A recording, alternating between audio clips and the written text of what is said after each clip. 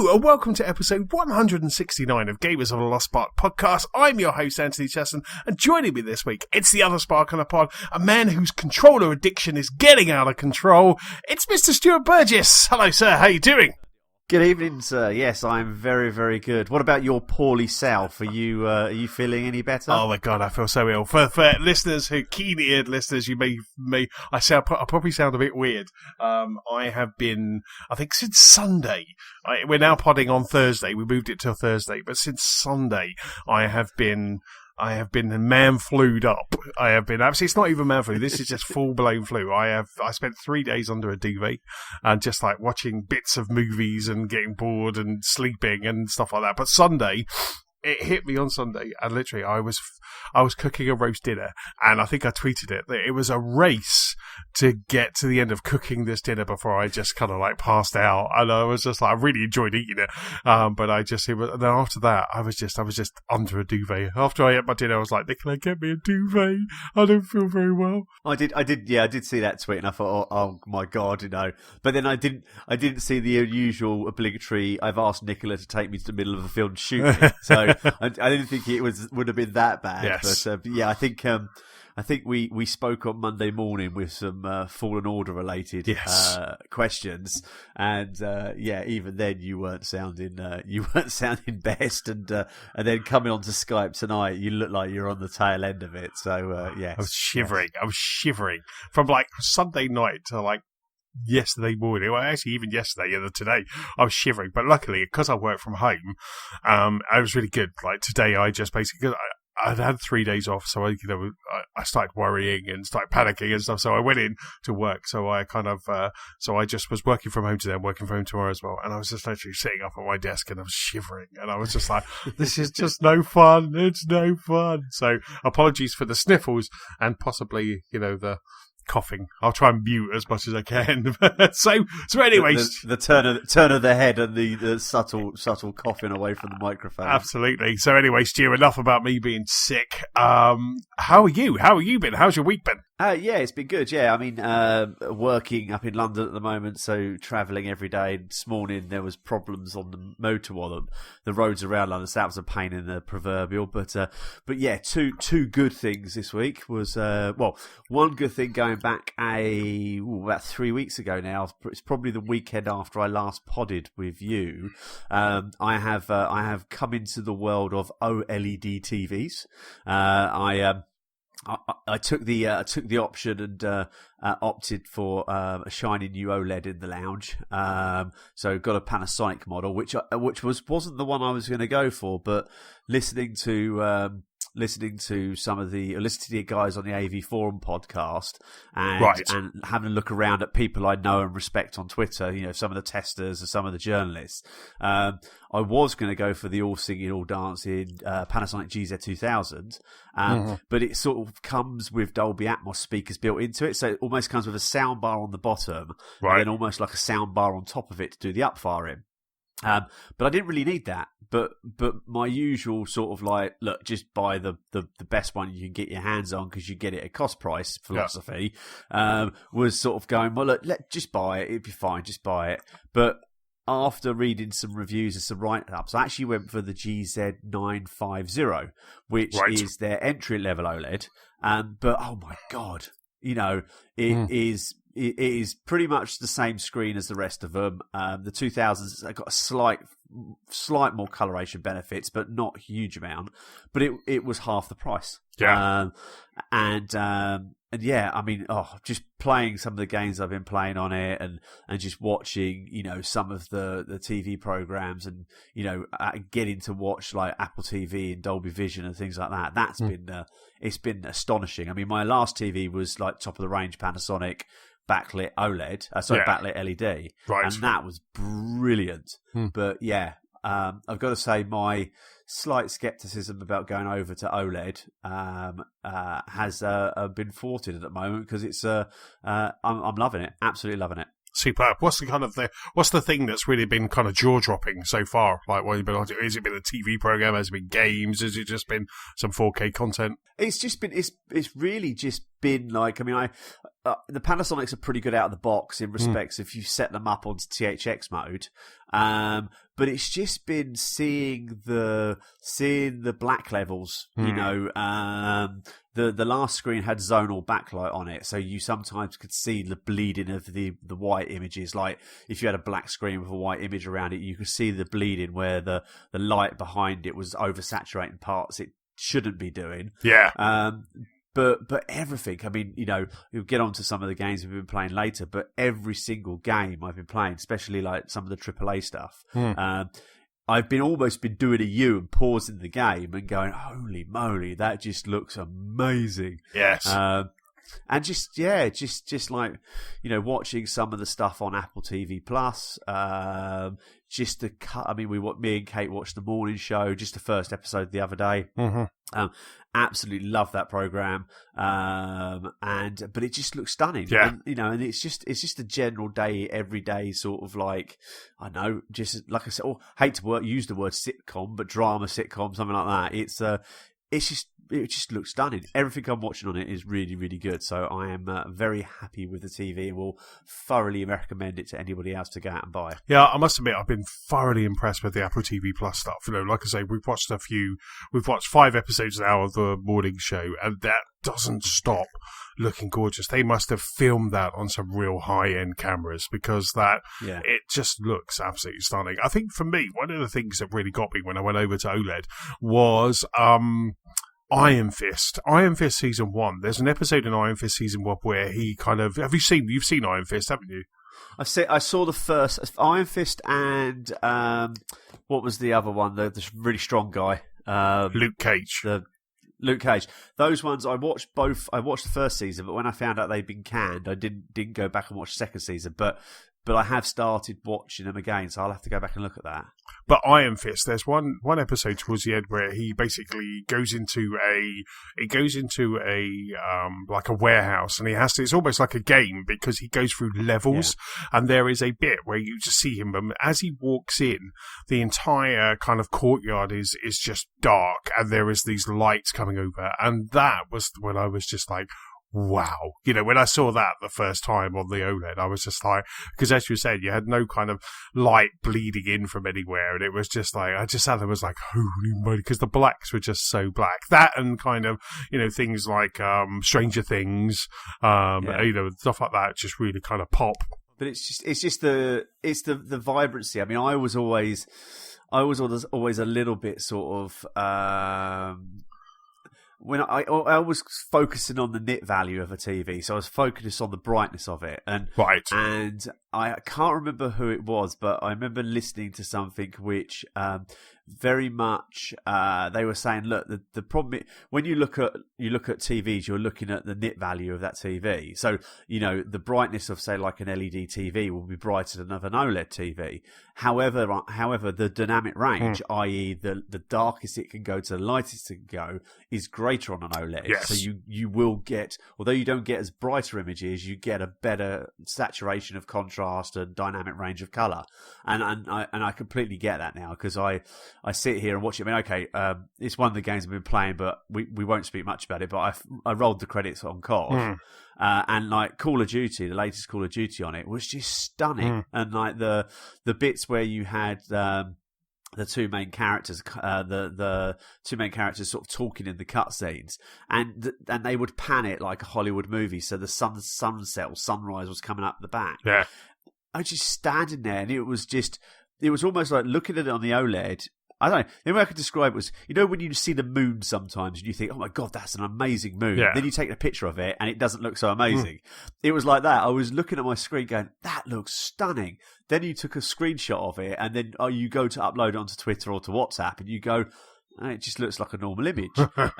Because actually on the TV, I mean, just that picture you posted of the back pathway of a house in North London, yes, where it was all dark, and then you had a street light, and just the contrast and just the shininess. It's yeah, I mean, it's made the gaming look so much more vibrant. Yeah. So much more vibrant. And don't get me wrong, my last TV was, I think that was a retail just below £5,000 when that came out 3 years ago. And that was stunning. But you could just see how the OLED TVs are here to stay and so much better. Yes, yeah. Absolutely superb. Excellent stuff. Glad you like your new shiny. Speaking of new shiny, what else have you been up to this week? Well, I have some nice new shiny controllers, hence the entry to the show. One of which was, I could say, I do believe it was slightly overpriced, which was the Jedi Fallen Order one. Right. So it's it's in the Purge Trooper colours. So it's sort of like a red and black sort of coloration, and then it comes with a charging stand as well, right. Which is. I'm never going to use the charging stand. I mean, it's a stunning remote control, but it was £170 for the controller. Holy moly! Which is more expensive than the Elite Season 2. Exactly. Yeah. Which bringing me on to the Elite Season 2, I did actually buy the Series 2 Elite, and I got to say I was slightly disappointed with it. Right. I had some issues with it in respects of when I was playing a game, which we'll get into later. The game wasn't running properly, and when you introduce something new into something, you think, I wonder if that's causing the issue. Yeah. So I put the Season 2 Elite down, or the Series 2 Elite down, and picked up the Series 1, and then I just carried on playing the game to see if the controller was the problem. I knew it wouldn't be, but I thought, that'll be the problem. But then all of a sudden, I noticed that the Series 1 Elite was giving me feedback. Right. So it was giving me the heartbeat of the character. It was giving me the vibration of door slamming, where the Season 2 wasn't. Oh, wow. The Series 2 wasn't. So I thought, hold on a second. So I had to reboot the game anyway, because at that point realised there was a problem with the game. So went into the configuration tool on Xbox for the Series 2, checked the force feedback, the buzz, and it was there. And then went in to say, I think I went into Forza Horizon 4. Exactly the same. No feedback when I knew there should be feedback. Wow. So I started up the Series 1 again, put that on my knee, and then carried on playing the two games with the Season 2, or Series 2, and the Series 1 was rumbling away like Billy-O, right. And the Series 2 wasn't. Oh, wow. Okay. So I had a look online, and I know there's been a few problems with it, and I knew people have had issues. So I'm just like, I'm not sure about this. Yes. So I thought, well, okay, let's just leave it. Let's just see how we get on with it. So I carried on playing, using it, and I've got to say, I don't like. I personally, for me, I don't like the feel of it. It feels more slippery than the Series 1. Yeah. I liked the rubberized grips on the Series 1, although I know a lot of people that had problems with them peeling away. And actually, I like the weight of the Series 1 with the batteries in it. Yeah. Now, I know, an environmental side of it, we've got to get away from using batteries, and we've got to use more rechargeable. But I don't know. It was like when you pick something up on the Series 1, it just felt reassuringly heavy. Where on the Series 2 it didn't. So yeah, it took a long. I mean, also the other thing I liked about the Series 2 was the fact of it had a third trigger to stop it, so you can make the tight triggers at the top a lot better. But one of the things I was watching a side-by-side podcast or a YouTube video. And one thing what was drawn to my attention was they were saying they can't see no way of changing the battery in the Series 2 if the battery goes over time. Right. There was no visible slot to be able to move it.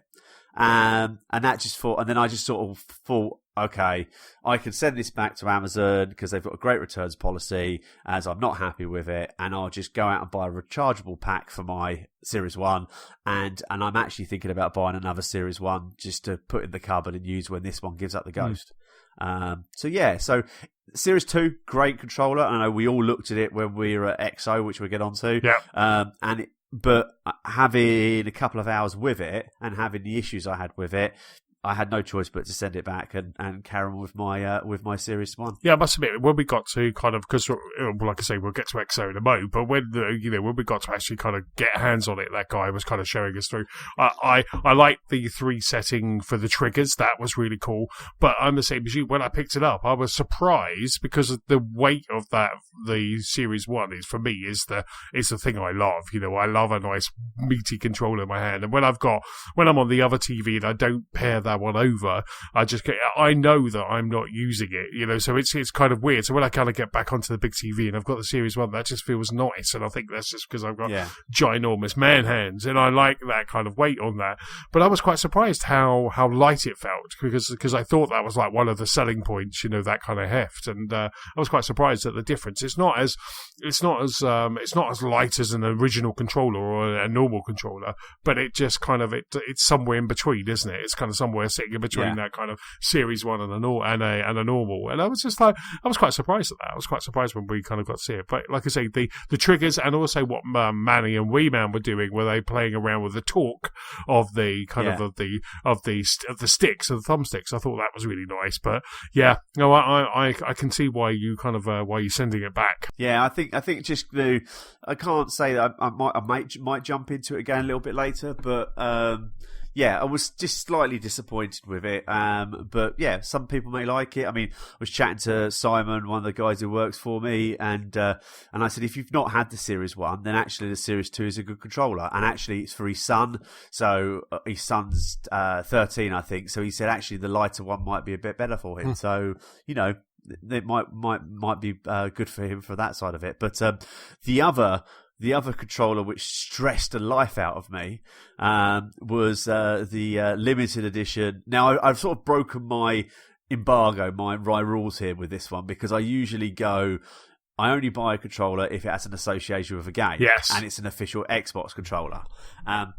But Microsoft released a limited edition X019 controller, which is designed by DPM, and it had a gorgeous sort of London scene on the front of it with the Thames running through it. And I mean, anybody who likes Xbox and watched X019 has probably seen it anyway. So I wanted one. So as we've aforementioned, we went to X019, and I'll skip over everything else for a minute, but we went there. I went downstairs, couldn't get into the place to buy one. So because the show was about to start, which stressed me out. Did it stress you out? Oh God! I've never seen a man so preoccupied in all my life. I was looking at people's bags to see if they had one in there, working out if I could swipe the bag and do a runner, or offer them an obscene amount of money. But then they opened the shop back up, and I went into the shop, and I'm like, he went, "Oh, just queue up there." I went, "Controllers, yes or no?" And he went, "No." But they're out at 10 o'clock tonight online. Yeah. And I knew it was a very, very short amount. So at 10 o'clock, I think everybody else was queuing up to play a game, and I was queuing up with you guys. And at 10 o'clock, I went, right, excuse me for a second. And I had 3 windows open on my phone, and I literally was refreshing the window. All of a sudden, at 10 o'clock, it came up with add to cart. So literally, add it to cart, checked it out, got the confirmation of the order, but then wasn't happy until I got the email confirmation of order. So I got email confirmation of order, but actually wasn't really truly happy till it turned up on Tuesday at the house. But yeah, apparently virtually no one got one online. Right. So I was really lucky. And I actually was chatting to a guy who was there on Friday morning, I think he said, and he said he was, so Microsoft had a limited amount that they were going to give. They were going to release some for sale on the Thursday night when we were there, then some for sale on both the Friday morning, Saturday morning, Friday afternoon, Saturday afternoon when the session started. Yeah, because the days are split into 2 sessions. And one guy said that he was 5 minutes from the start of the queue to get in on Friday morning. Yeah. And he went straight downstairs, and he was about 20th in the queue. And the time he got to the queue, they had sold out. Wow. So even getting one at the X019 was virtually impossible. Wow. Which makes me more annoyed when I look on eBay and see loads of them on eBay. And I see them on eBay where you can see they've bought it, shoved it on the floor, taken a photograph of it with the receipt, and then shoved it on there for £400. Wow. And its retail was $79.99. Right. And then what's more annoying is when you saw people with 3 or 4 of them piled up on the floor at the Cotton Box Arena, and they'd put them all on eBay. So I don't know. No one's told me that it wasn't limited to one per person. But yeah, it does make me slightly annoyed. You know, I can understand people maybe wanting to do it for personal gain. Times are hard. You know, we've got to make money wherever we can. But for someone to let you buy 3 or 4, if that was the case, that's just for a fan thing. You know, it's just it's not right. You know, morally people shouldn't do it, and factually the sellers of the remotes at the show shouldn't have done it if that was the case. Yes. It may have been, it may have been like one guy and his 3 friends who were taking the mickey out of him, queuing up, and also getting one as well. And so, you know, it might have been that. You know, you weren't getting that from me, Manny, and Wee Man, but you know, it was. But I wouldn't even get you guys in there. You were too busy. Exactly, too busy because the XO was awesome. I mean, let's chat about XO. I thought let's go into XO, shall we? I mean, I thought that XO was amazing. Obviously, this is the first time that XO has been to the UK, so it's the first kind of XO that I've ever been to, that we've ever been to, and I was really impressed. I mean, the first thing that I think I was really impressed at, well, there was lots of things I was impressed at, but when we got our lanyards, we got our kind of like entry things, and we picked those up, and then they gave us like a box, like a pack of these cards of like tickets, and each ticket was like 2 drinks, 2 meals, and a snack, and it wasn't just like, because we got 4 tickets, so it wasn't just like that for like 2 of you. It was like that each, you know, all 4 of us all kind of came away with stuff to spare. We couldn't eat that much food that they were just offering to kind of give away. It was hot dogs and nachos and mac and cheese and beer, and it was just so good. I just thought the whole thing, I thought that was a real nice touch. The fact that you got a swag bag as well when you kind of came in. They said like, would you want your bag of swag? And we all kind of reluctantly took it, and thankfully we did, because we had got a year Ultimate Game Pass in there. You know, that was in there, and it's just crazy. 10,000 points for reward points as well. Yeah. 10,000, so we got like 10,000 reward points. That kind of is like £10. I don't know how much Ultimate Game Pass for a year is. That's got to be about £20-30 or something like that. You know, and then plus you got that food, and it was just, I was very impressed at that kind of like just that event side of it, and we got a really cool bag. And then, you know, the fact that when we walked in, I mean, we were all stunned at how huge and how awesome XO was. I mean, we came in at the top level and we were looking down, and it was just full of pods playing. They had Star Wars Fallen Order, which I was ignoring. You know, they had Age of Empires. They had Flight Simulator with kind of full kind of like controls. They had Minecraft Dungeons. There was lots of stuff that wasn't out yet that you got to play. And I was just really, and on top of all of it, I mean, I'd have been happy with just that. But on top of that, we also got the kind of X019 showcase as well, which we'll talk about in a bit.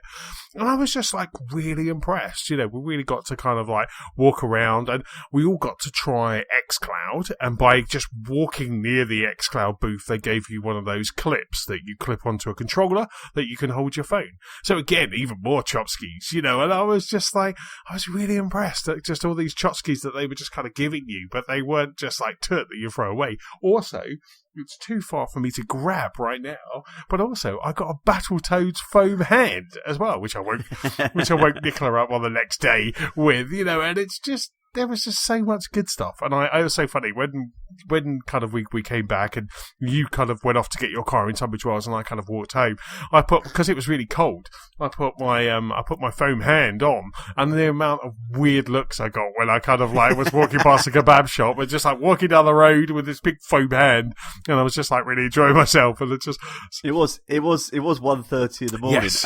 Just looking. typically Game Pass Ultimate in America is $14.99 a month. Right. Wow. So to get a you're year, talking like, $160 worth of freebies from a car. Because I think, was it Wee Man text us when we were on the train on the way back, going, guys, open the envelope. That's a year's free Game Pass Ultimate in it. Yeah. So well, it was the way that the woman gave it to us. She went, and she gave us our bag, and then she went, and also here's an envelope that I've got to give you. I don't know what's in it. And Wee Man went, don't throw it away. Don't throw that black envelope away. It's Game Pass. And also, not only Game Pass, but it came in this nice little kind of like metal kind of card. I haven't redeemed mine yet, but it came on a really nice little metal card. And I was just like, it's very cool. I was really impressed. And the other thing, which was we didn't realise you're talking about xCloud. We sort of went up to the xCloud booth and we talked to the people up there. Mainly, it was, when are you going to release it on iOS? Because obviously one of the things we wanted from it was them to release it on iOS, but they didn't. They just announced that they were pushing more of the preview out. They were putting more games on it. But the guy up there said, he said, we know what they're doing tonight, don't you? And we're like, no. And because for listeners who don't know, I think you and I think James, due to work, is in xCloud. Yes. But actually got into it through not working for Microsoft. Antony's the only one out of us who did. So he said, "Oh no, download the Microsoft Events app, and whilst you're here, go into this tab here, and then log into your Microsoft account, and then you will get an email basically setting you straight in." Yeah. And again, I think the guys, Manny and Wee Man, were in the car or whatever on the way back, and we just got back to Tunbridge Wells, and they both got an email saying they were in, and I managed to log into my webmail whilst walking back to my car and realised that I'd got in as well. So now we're all in the xCloud preview. So which was brilliant. It was really cool. I was just so impressed at all of the stuff they had there. They put on a really good show. And it was really interesting. As you were kind of there, you could just see like devs walking around. Devs we saw Craig Duncan. We saw a lot of the guys from Rare were there. There was Stig from Respawn from Star Wars Fallen Order, just wandering around.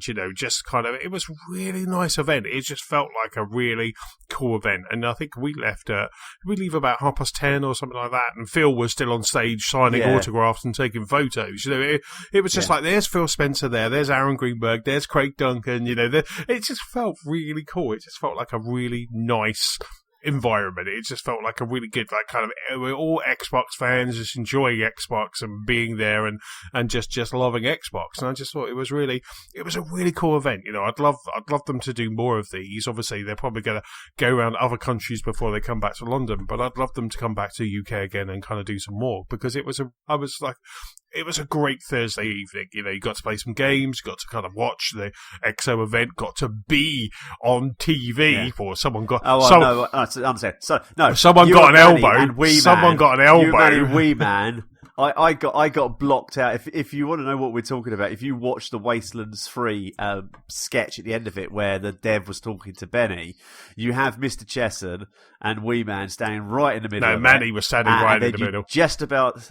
Sorry? It was Manny who was in the middle. Sorry, you and Manny. And then you just saw Wee Man, and I was standing right behind the dev, and not once did you see me. And it was just like, I was so annoyed when I left there, my moment of fame. But no, I mean, I think listening to a few podcasts this week, a few Xbox podcasts as well, not just generic, about anything podcasts or gaming podcasts. There's some people who were sort of trying to compare it to, it wasn't E3, where were the big things and all this lot. And I think for a person, I'm an Xbox fan, but for the person who was actually there, it did exactly what it said on the tin. It was a fan fest. It wasn't a press conference. It wasn't invite all the journalists, although they did. It was this is for the fans. This is what we're doing. This is what Xbox is about. And more importantly, for the people who went, and it was a bloody good night. I mean, we were all, when we all walked into the Copperbox Arena, and if you've never been there, you sort of walk up higher than when it's all set out below you. And we all sort of walked in there and went, holy moly, this is amazing. And time just sailed past, but they just set it up really well. There was so much. I mean, I almost wanted to try and go back on the Friday or Saturday to have a play with some of the stuff, because, we were so focused on watching the show and, being involved in the fan fest side of it. I think Flight Simulator was the only game that we got. Well, I didn't play it, but you guys actually played. Yeah, no, I think it was the only game. We looked at a lot, but I think it was the only game I actually kind of got my mitts on, which was awesome and very, very calming. And I was flying over Naples, wasn't it? It was Naples, It was just so nice. That game is amazing. The setup that they had a full controller, like an aeroplane controller. They had foot pedals for your rudders. It was so lovely. And I really loved the guy who was showing it to me. He was so chatty, because I put the headphones on because I wanted to hear, like some chatter. But he was talking, so I just took the headphones off and just put them down, because I'd rather just talk to him about it and just kind of play. I do think I got slightly shortchanged, because my demo finished way before everybody else's, but I didn't crash either. But I was standing behind him, wanting that they wouldn't let me record the screen footage, because I wanted to put it onto Instagram or something, of just proving that as soon as he grabbed hold of the joystick or the controllers that he crashed, but he didn't. I've never concentrated so hard in my life. I was just like, I'm going to do this.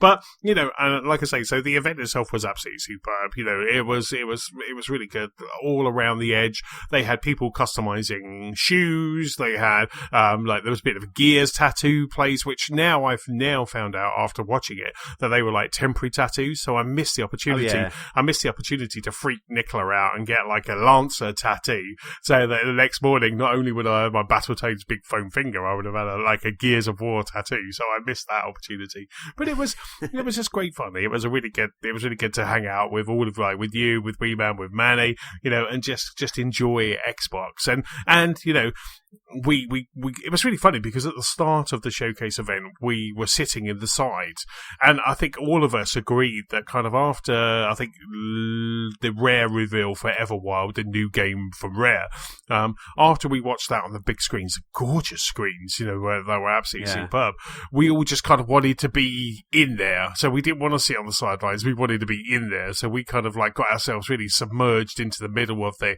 event, which I really enjoyed. I thought there was lots of people just taking a moment, getting some food, watching the event on screens, but there was something about it. I was just like, no, I want it there. And I think we all got itchy feet, and we all just kind of converged into the middle, and then watched and was in, some of us, the XO event. And I think, and that for me, I think was a really good one. I've since kind of watched it while I was off sick. I had a kind of quick watch again, because it's funny how much you miss when you were there. Oh yeah.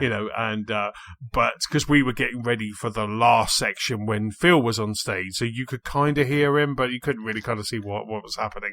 So it was really good seeing the Phil Spencer bit. What I quite liked about the Phil Spencer bit, what really sort of, he was talking about, the fact that they've brought another streamer over to Mixer. But what was quite good, which was to me two things, was he said that xCloud won't be fully finished for multiple years, and they're working with the community and developers to make it right, which I think is absolutely brilliant. I know we all want it really quickly on every device, but I think what another manufacturer has done this week has backfired on them big time.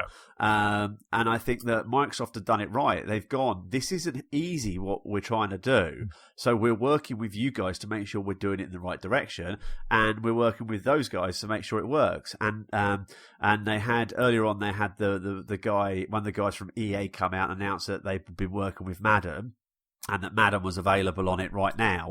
And then they actually made the point of saying that if you're developing for the Xbox, you're already developing for xCloud, because it's not like you've got to recode or you've got to redo things. You're playing a Microsoft game in the cloud. And the other thing I really liked was the fact of when Phil turned around and when he can't see an event for the foreseeable future where they will not be announcing something from one of their studios. Yes. And as an Xbox fan and as a general gaming fan, that's just brilliant. To have PlayStation doing their exclusives, the next God of War, the next Spider-Man, Last of Us, and then for Xbox to be coming out with their new studios and hopefully 2020, 2021 coming out some really good games. I think as a gamer, an Xbox gamer especially, it's really exciting. It's the person that owns multiple platforms. I can't wait. I think like Microsoft kind of learnt its lesson from the Xbox One, so I think they're kind of what we're seeing now with the lack of first party. Even though say lack of first party, we've had Gears 5, we've got Sea of Thieves, but I know what everyone's saying. They want more. They want more. Where is Fable? We've got Everwild, as we're talking about in a moment from Rare.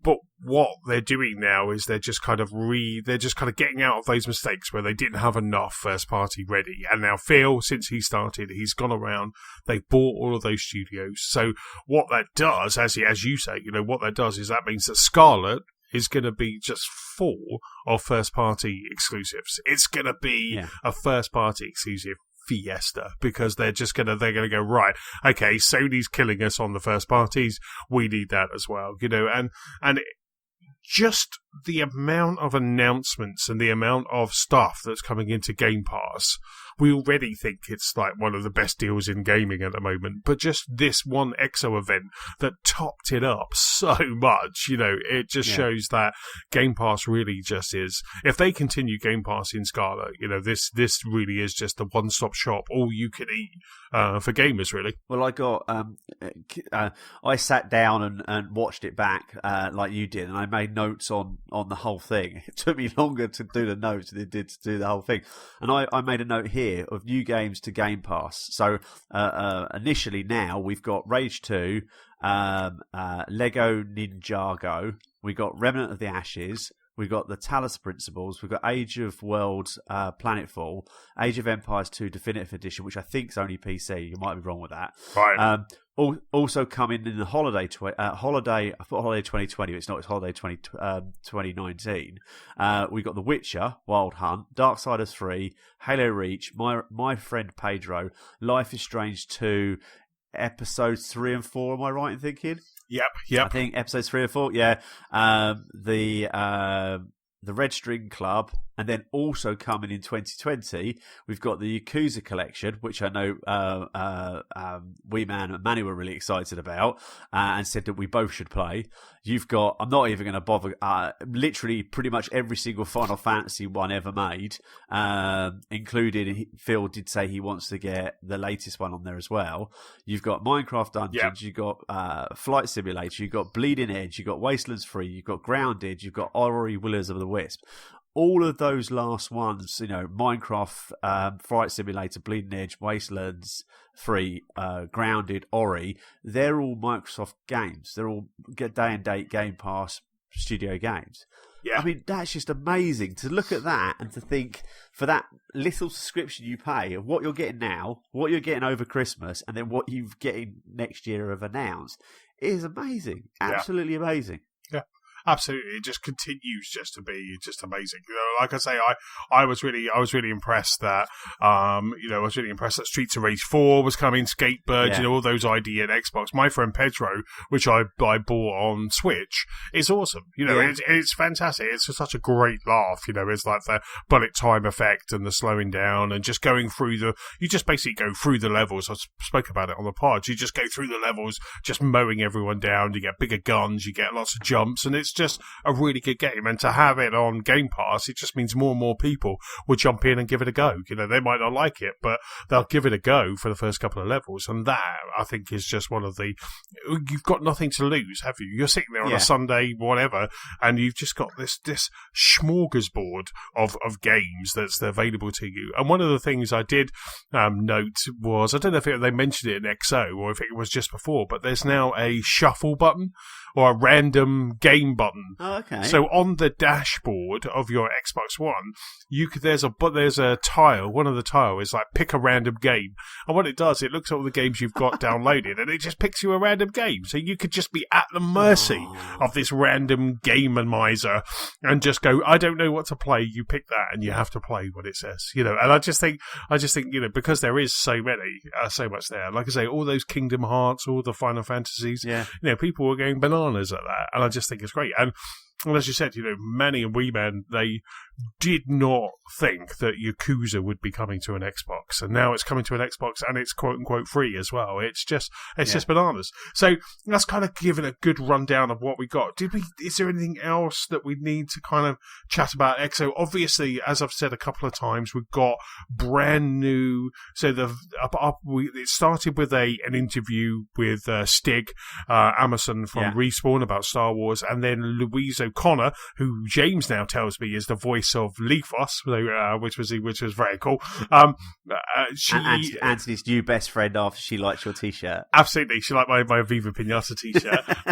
So which I was like, oh, thank you very much, I love your game. And then so Louise O'Connor jumped in, and they introduced a brand new game called Everwild from Rare. So this is kind of like a fantasy adventure. I think it's very early on at the moment, but they kind of basically next gen. They showed us this. I was watching the Sea of Thieves update that came out yesterday, and Louise and Joe Neat were on there, basically just saying they've got two teams in that studio that are working on stuff. So Sea of Thieves is not kind of getting downgraded. It's very much still, as we saw yesterday as well with the Seabound Soul, the new kind of quest. So that. So they're very much kind of a two-team studio right now, which I think is like a first for Rare. So they've really kind of continued going on all the great stuff of Sea of Thieves, and they're also kind of like Everwild.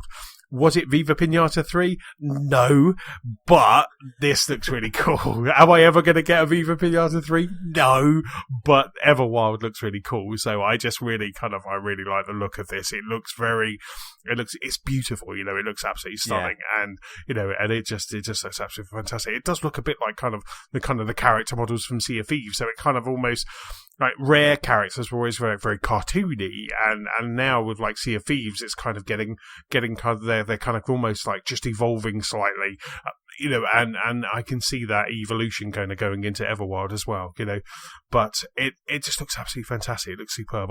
Like I say, we didn't get a date.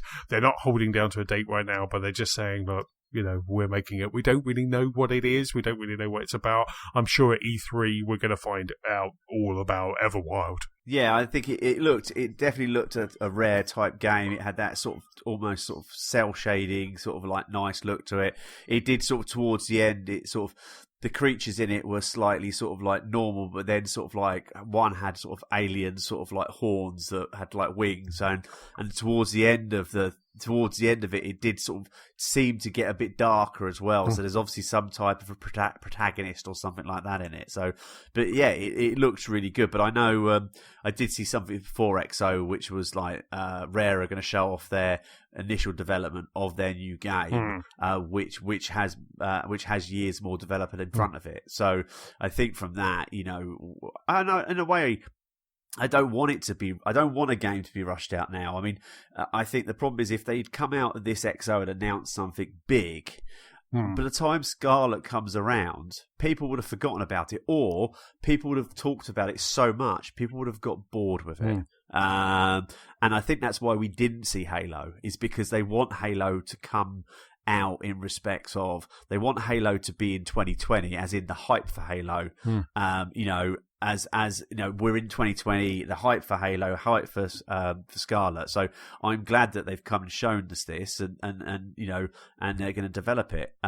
Obsidian showed a trailer for a game called Grounded, which a few people have sort of like slated a little bit on other things, but I actually really like the look of it. It was a bit of a Honey, I Shrunk the Kids. I heard it come to, which I thought was quite good. Yes, but it was sort of like a world exploring game where you're miniature. Yes, so bugs and that around you are massive, but it was almost like a build defenses, survive sort of like game, maybe a multiplayer co-op or something. But that was due out spring 2020, so not too far away. The game, that's on game preview. Apparently, it's going to be, and it's obviously day and date on Game Pass as well. Wow. So that was one of the ones I really liked the look of. And actually, if I'd had more time there, I wouldn't mind going to have a play of that, see what it was like. Yeah, no, absolutely. I think, they continue just kind of announcing all of those. Like I said, the Seabound Souls from Sea of Thieves, which, now has fireballs. We didn't know that was coming.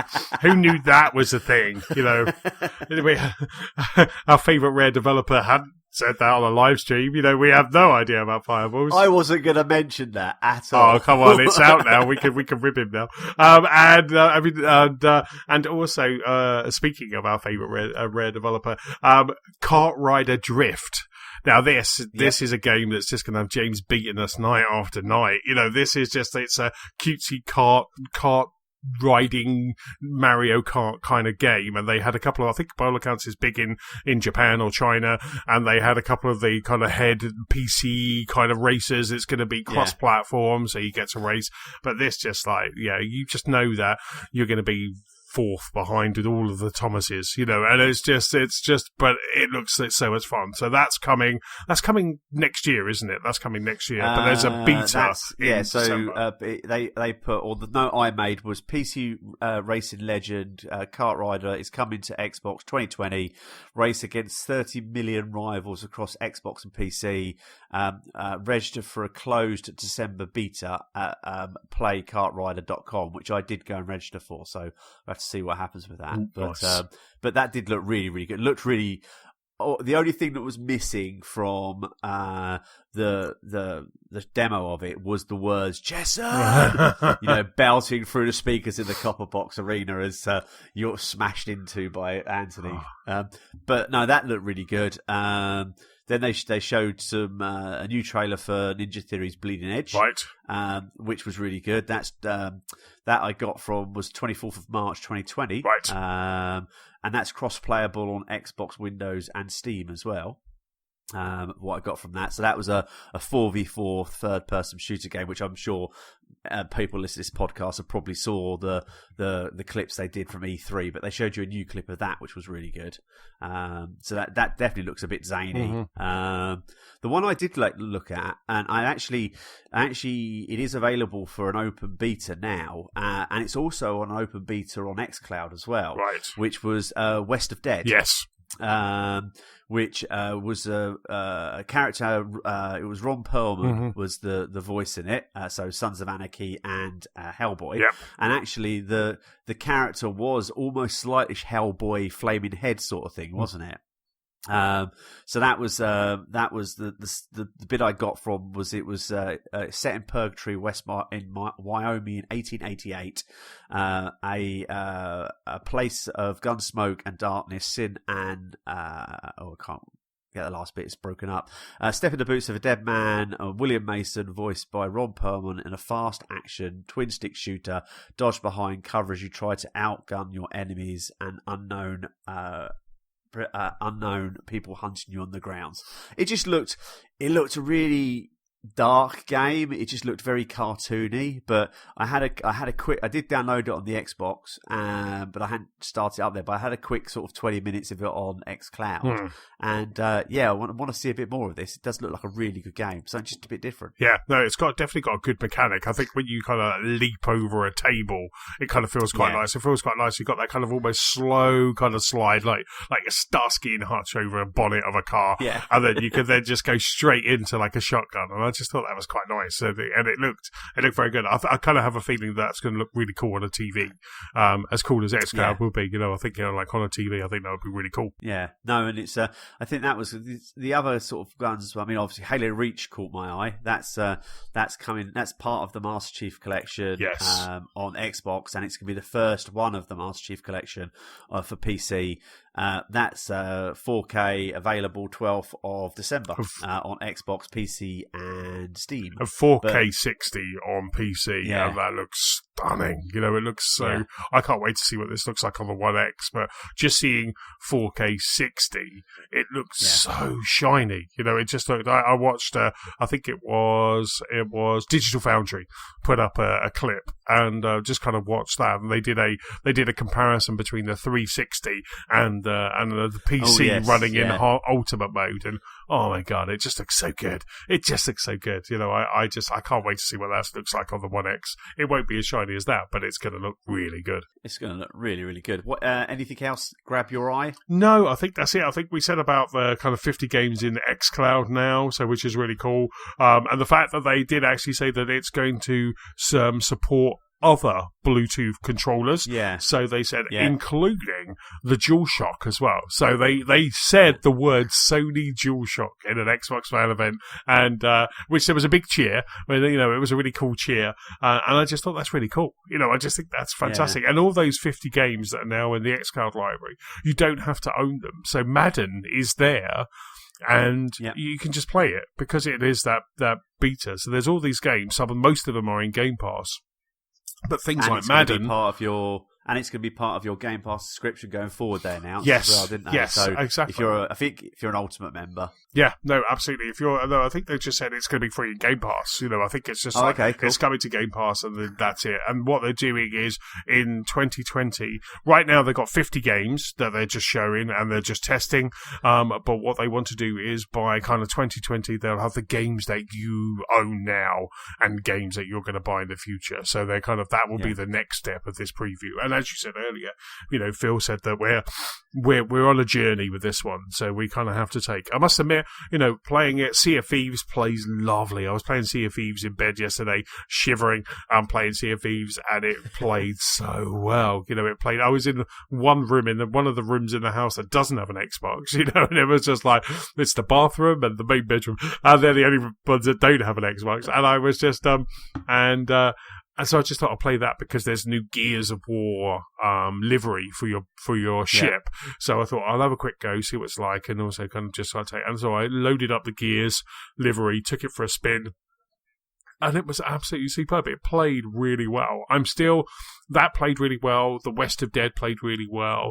There was a couple other games that I was just kind of flip-flopping between, but I did find, I thought, I'm going to, just because I'm just sitting here doing nothing, I'm going to jump into a Thorzathon because I haven't got that achievement yet. I think I've still got 6 more Thorzathons to kind of get that achievement in Forza Horizon. And I must admit, right now, Forza Horizon is the one game that's not working very well in Game Pass. It breaks up a lot. It pixelates a lot.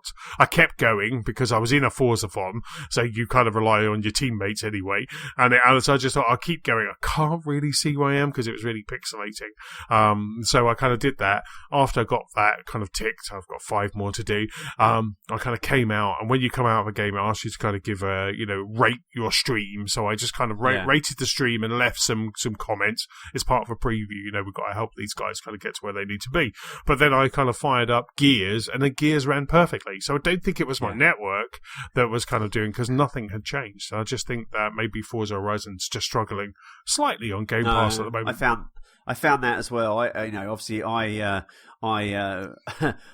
I actually get home? No, I think I was walking back to the car and I was already on Music Magpie searching Android phones. Yeah. And I think I got back home about 1:30 in the morning, and I literally went, right, I'm in this. I need to get myself a phone. So, because I'm an iOS person, I know Razer, and I know they do Android phones, so I literally went onto Music Magpie and bought a second-hand Razer 2.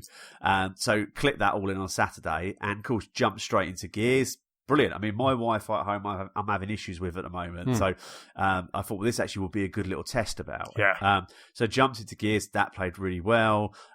Jumped into West of Dead, that played really well. But yeah, when I jumped into Forza, I had to say, it was, the car was being unresponsive. I was steering around a corner, but it wouldn't go around a corner. So again, I came out the stream, left my feedback, didn't just go 111, stars. I gave fair feedback and went, pixelating and breaking up, my current upload speed is my current download speed is this. But I mean, I've left it at home all week because I know if I take it to work with me, my 10 minutes where I eat my sandwich or my pasta at lunchtime will go into 25 minutes before 25 or 35 minutes playing Gears or something like that. It's brilliant. I'm really looking forward to it.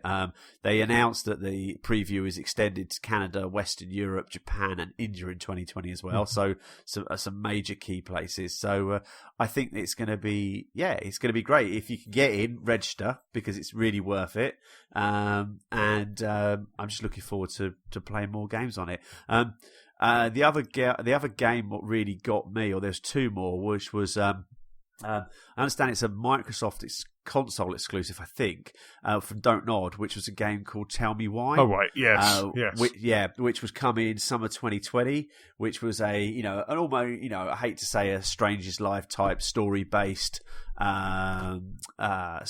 game about some characters. Apparently, it's got. I think it's a twin based, or it was a brother or sister. I think. No, I think the whole point of the Tell Me Why is it's transgender. So the main character is transgender. So it's about kind of how they've been kind of how they've been taunted as a child and grown up kind of being kind of a transgender and working through that. So it's really kind of quite pertinent right now with that, and it's quite it'd be quite an interesting dynamic to kind of play this. And if Life is Strange, the very first one, I haven't finished the second one because that's one of my Christmas games, but I think it's kind of the first one dealt with some really kind of some great things, a great kind of, it dealt with some real issues of the day, so I'll be interested to see kind of how Don't Nod kind of take it to transgender with Tell Me Why. No, I quite agree. That should be the interesting game. And then the last one I liked was the game from Annapurna, which was Last Stop. Yes. Which was a London-based sort of story game about sort of body snatchers, I think.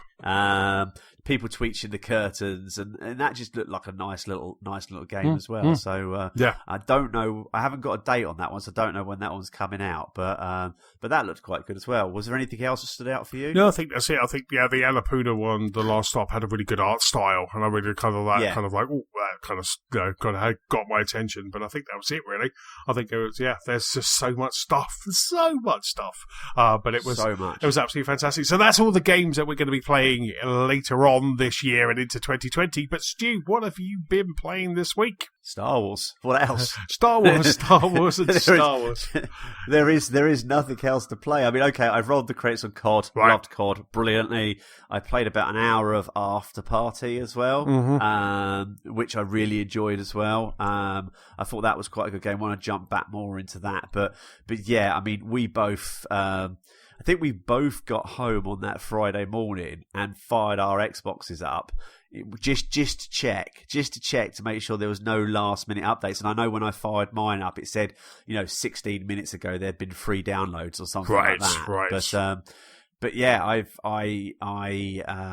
when was it? It was Saturday, I think. I think the girls went out up to Tunbridge Wells again, up to your neck of the woods, and had a sleepover at relatives. So I jumped into a couple of hours of it on Saturday, maybe 3 hours of it on Saturday.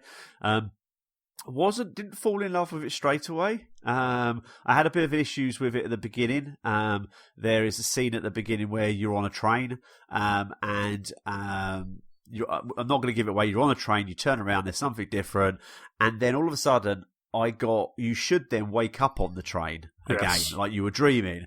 But I was just falling. I was like a man doing a star jump in the middle of a spacey sort of planety world, and there was a planet in front of me, and I was just falling to my death every time. Yes. But I rebooted the game, came out of it, managed to get back on, and I think that evening I'm like, I like this, and I think I messaged you because I think you said about how you're getting on with it. Yeah.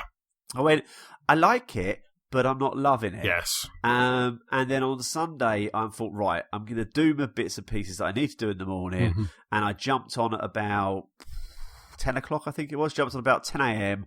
And I think the girls got back about 4. Right. And apart from a quick wee break and some soup, I played the whole lot. And I absolutely love it. Yeah. Absolutely love it. it just sort of clicks after a few hours, and I've heard other people say this, it just sort of clicks. I think when you get your second power, your second force, I think it clicks then. Yes.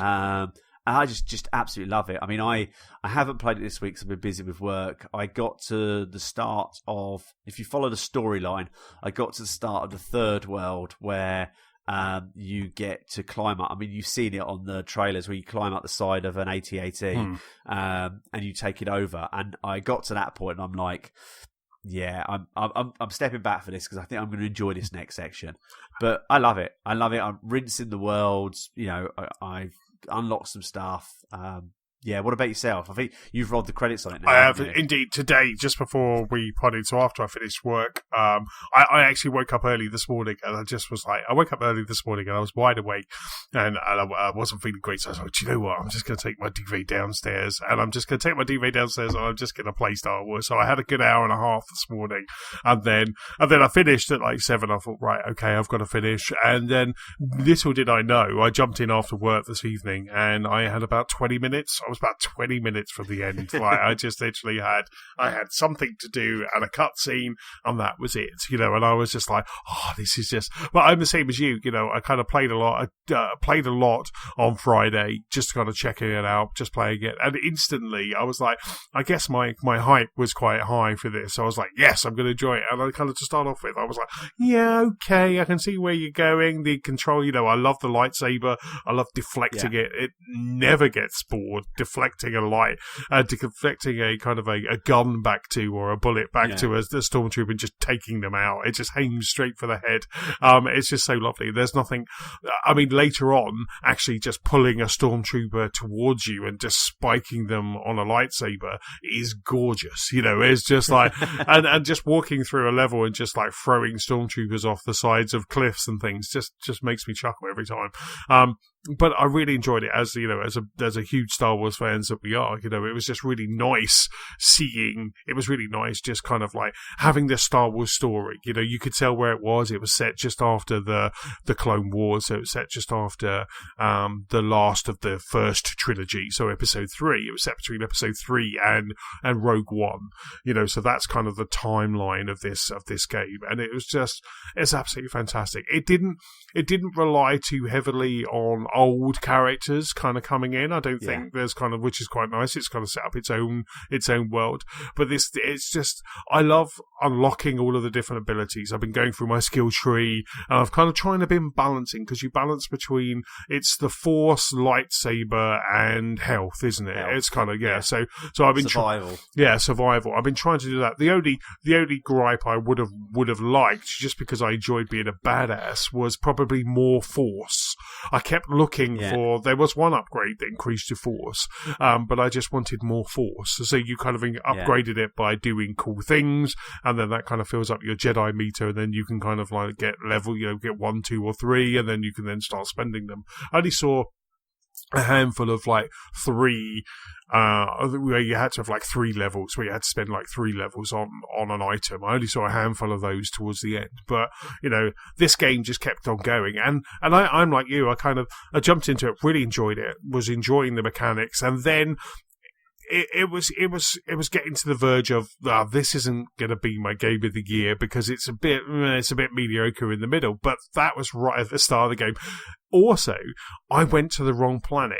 I did not follow the marker that said, this is your main objective. Go here now. Yeah. Go here now, Antony. They gave you 2 planets. And one of them is Bothamir, which is where Darth Maul comes from. So instantly, I'm going to go there. I'm like, I'm going to Bothamir. You know, so I just went straight there. But, you know, I could only get so far. It was hard as nails, and I could only get so far because I needed to do like a double jump or something. So I was like, well, that was a waste of my time. Kind of doubled back, and then I realised I'd actually gone to the wrong planet.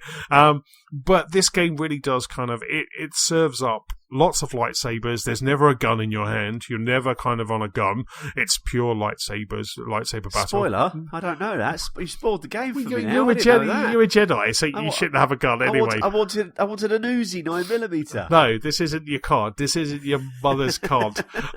So you never do that. It's kind of a cross between kind of Tomb Raider, Uncharted, and kind of, you know, Force Awakens or Force Unleashed or whatever those games were. It's kind of a mixture somewhere in there, and Dark Souls thrown in. I've never played a Dark Souls, but lots of people say it's very Dark Souls-esque. One of the great features they have is that you get stim packs from BD1, and I think you start off with 2 or 3 or whatever, and then you get to a meditation point, and what you can do is when you kind of meditate, that saves the game for you. And a tip, I would always say, whenever you come across a meditation point, do not pass it by. Just go in there and then leave. If you haven't got any skill, if you haven't got any skill points to spend, if you don't want to rest, because I'll tell you what that does in a sec. But just go in there and come back out again, because that saves the game for you. Because I got caught out a couple of times. I was like, I don't need to do that because I'm going to keep pushing forward. And by doing that, I kind of, when I died, I had to backtrack a hell of a lot. So whenever I got to a meditation point, always spent a moment just to kind of, pay respects to the Jedi Force. But the first option you see in there is rest. And rest is great because what it does is it fills up all of your stim packs again. So if you had 3 and you've used a couple, then it kind of fills those back up again, fills your life bar. But there's a caveat. The caveat is that all those enemies that you've killed have now respawned. And speaking of respawn, how cool is it when you die? They press A to respawn. I did like that. I chuckled the first time I saw that, and that really made me laugh. So all the enemies that you've taken out have respawned. So that's the caveat to that. You can fill up your life meter again, but all those people that all those animals, monsters, humans, whatever, all of those characters have respawned, so you on your way back you're going to meet them again, and I just think that is such a cool dynamic to add to this game. I just think it's really cool. So I got to a level that was causing me some problems. It was one of their puzzles, but when I actually kind of looked at what I needed to do, I kind of figured it out. It kind of felt like one of those tombs where you'd go in Tomb Raider or Uncharted, and you needed to figure out the puzzle. And there was lots of levers that I had to kind of pull around and things I had to maneuver. But once I did that, I was like, no, this game is just awesome, and it keeps going and going and going to an amazing finale. And then when I finished it, I just sat back and I was just like, this game is fantastic. It is such a great game. The only thing I could want more from this game is more from this game. I want some additional stories. I want some extra stuff because, it kind of when you finish the end game, it kind of puts you back somewhere. It's a bit like Breath of the Wild. You finish it and it kind of puts you back just before the last bit, so you can continue going around finding stuff. And finding stuff is great because when you unlock all of this stuff, you're just finding different lightsaber parts, aren't you? You're finding lightsaber parts, ponchos for you. You're finding sort of like relics. You're finding bits about the animals and things like that, aren't you? Because it's sort of like I did what I needed to do on the first world, and then there were certain things I knew I couldn't do because I needed the push force. Yes. So then I went on to the second world where it's very Tomb Raider-ish because I think I put on an Insta post. I think for me it was sort of like Titanfall, obviously, because you're doing a lot of wall running. Titanfall, sort of like meets Tomb Raider in the Star Wars universe, which for me is brilliant. But I went to the second world, which you sort of go underground and is very sort of like there's ice caves and there's underground bits, and I rinsed that. I spent the majority of that 6 or 7 hours on Sunday playing that level. Yeah. But then I went back to the initial world and then pushed that gate over I knew I needed to push over. Yeah. And then I found more stuff, and then I found the thing that I messaged and we talked about. Yeah. But How long did it take you? How long do you reckon you've played it for? I really don't know. I might be able to find out. I think the only other kind of customizations that you got is you had customizations for the ship, and you also had customizations for BD1 as well. And I just thought that I kept kind of changing that, going, oh, I want this one. Oh no, I want this one. And I just kept kind of like doing that, which made me chuckle. It kind of made me like I just couldn't, because normally you know what I'm like, especially like I like the vanilla until I finish the game and then I'll mess around. But I gave Cal Custis, or Cal Lightsaber, as when you pause it says Cal Lightsaber. I gave Cal Custis, I gave him I had a free Kashyyyk poncho, and then I had a really cool one for BD. And on my ship, I made it look like an X-wing, so which was really cool. I'm just looking now. It doesn't really say. It says just gamer score and achievements. It doesn't really tell. Sometimes when you have that leaderboard and it tells you how long you've been playing it for. So it definitely straight away it strikes me as one of those games, a bit like I said with COD, where it makes me want to go back. I mean, I want to go back into COD, and I'll probably go back into it over Christmas because for doing some achievement mopping on it. It's the first time I've really had a COD game where I've wanted to go back, because it says, finish this level without getting shot by the sniper. Yeah. And I feel this way with Jedi Fallen Order, and I was... what was I listening to? I was listening to Greg Miller on Kind of Funny, and he was sort of saying, he's finished it, he loved it. I can't remember how long he said he took 20 hours, I think it was, something like that. And he said he absolutely loved it, brilliant. But he just wants to go back in there, and he can see there's another 15 hours, he reckons, he can see going back in there and going back around those worlds again, mopping up all those achievements, finding all those little places you couldn't go to beforehand. I came across a level on the second planet which had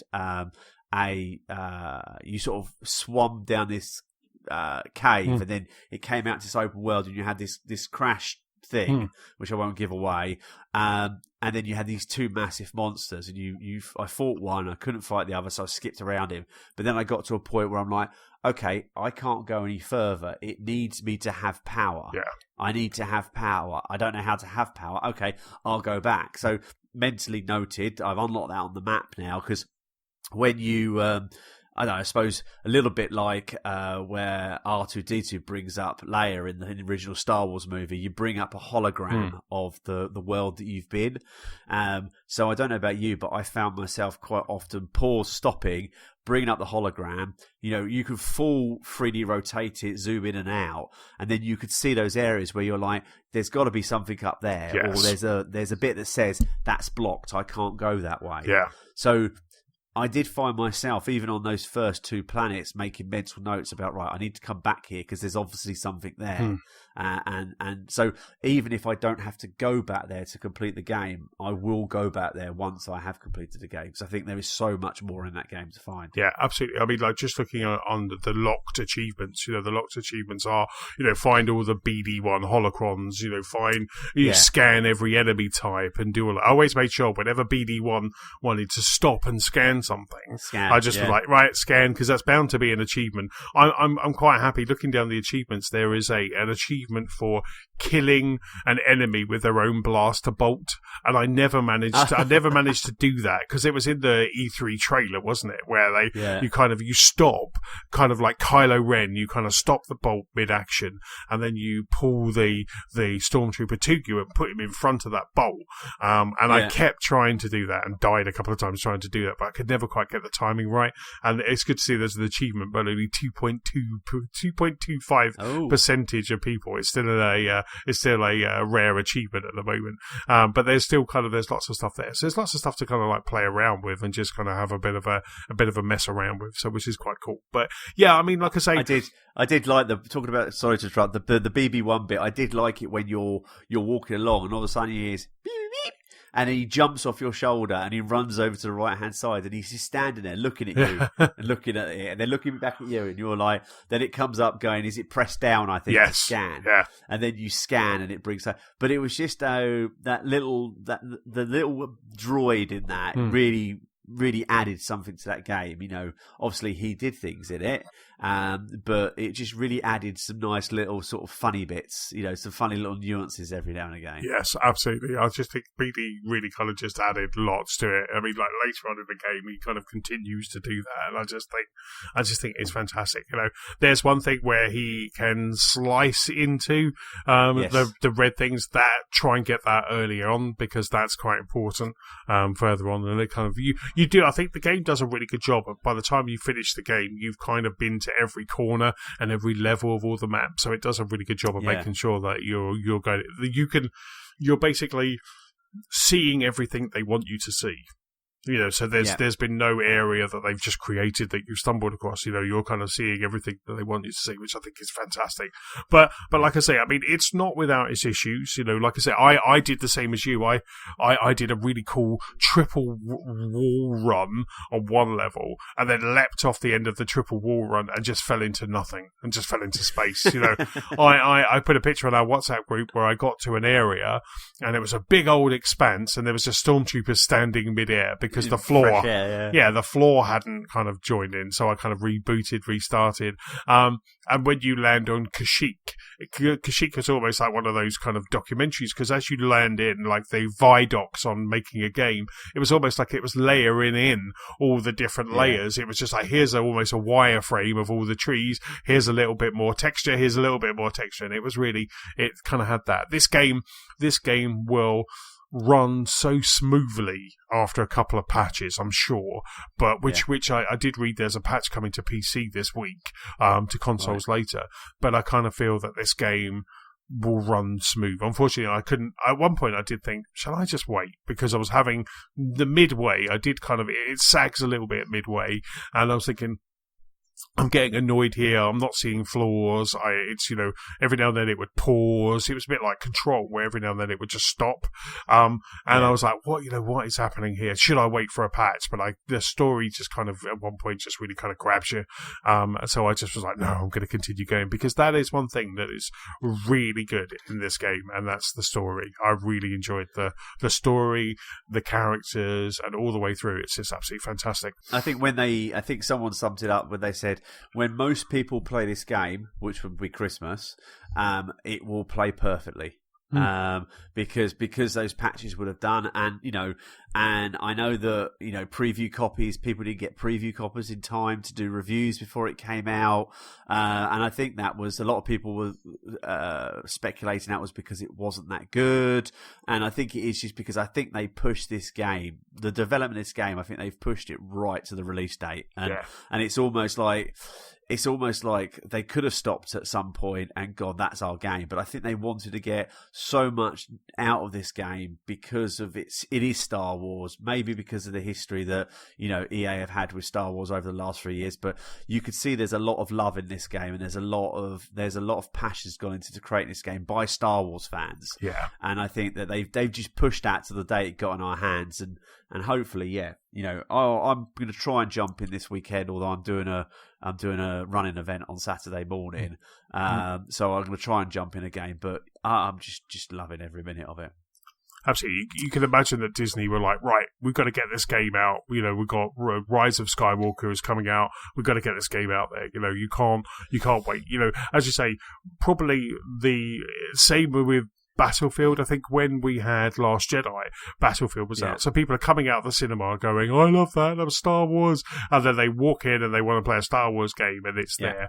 So Disney, EA wants this on the shelves, sitting there waiting. So when you come out Rise of Skywalker, you want to do some badass lightsabering, and that's exactly what this does, And are EA Respawn going to make any more? We don't know. Is there going to be any more content?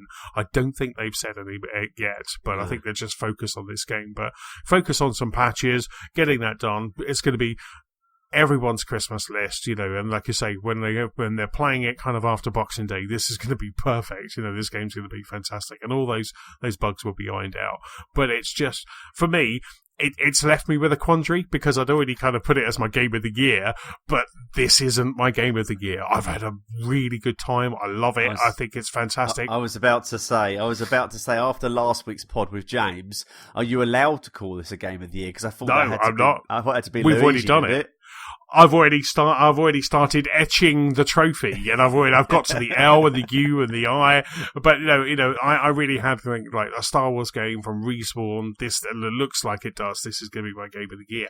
But this isn't my game of the year. It's a fantastic game. It's an amazing game, but it leaves me kind of head scratching, and it also leaves me kind of wanting to play a couple of more games. Because I kind of have a feeling there's a couple of more games that I really haven't kind of jumped into that I need to before the end of the year. I need to kind of jump into things like the Outer Wild. I need to play, and stuff like that. I need to kind of give those a bit more. I know Nicola and I are going to play Borderlands over Christmas. We're going to jump back into Borderlands 3 because they announced a new DLC, an after game. DLC, haven't they? Yeah. So we're going to jump into that at Christmas. So there's lots of games that I still want to play because now I've got to try and think of where I can kind of see Fallen Order, a number 3 on my list. Yeah. But I kind of know what tier is, but I'm just kind of, it's a great place to be. But it's a fantastic game. I would urge anyone, if you like Star Wars, if you like Respawn, if you like kind of like lightsaber battles, really good lightsaber battles, then this is a game for you. If you like Tomb Raider, if you like Uncharted, again, this is a game for you. It's a great game. But, so now I've done that. Are you going to go back? So the other question is, are you going to go back? Because I can see the other game that's on your list.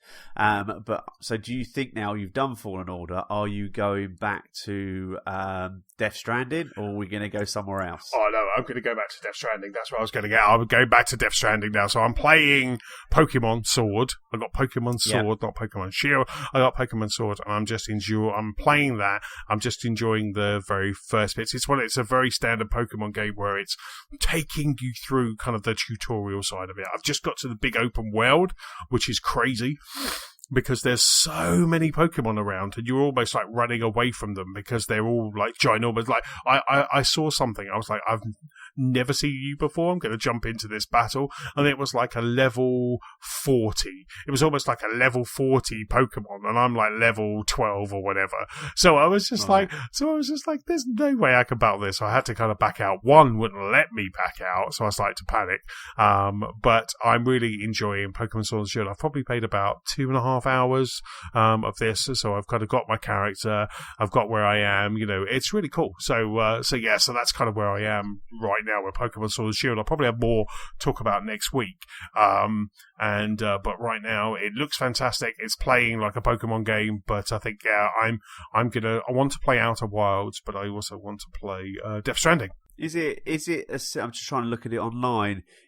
It's not like the other Pokemon game that came out this year, is it? It looks a little bit more Zelda-ish in the art style. Yeah, no, I mean it keeps reminding me of Let's Go Pikachu, Let's Go Eevee. It's got very similar. Like you're going in route 1, 2, 3, doing that stuff. But in the middle, there's this ginormous wild area where Matt keeps jumping into my game. I don't know. I keep getting these things that says they're like stickers from Matt, and which really makes me chuckle. But it's there's this big open wild area, which I think what you can do is you can group up with about 4 people and take out one of these big Pokemon. So it's quite cool. So you get to kind of do that. But right now I'm just trying to do the story because I want to get to I'm on my way to the first gym. So I'm on the way to the first gym. That's the kind of always with Pokemon. You need to take out gyms. So I'm on my way to my first gym. And then once I've done that, I'll probably kind of backtrack and go into that wild area and have a look around there. Excellent. Brilliant.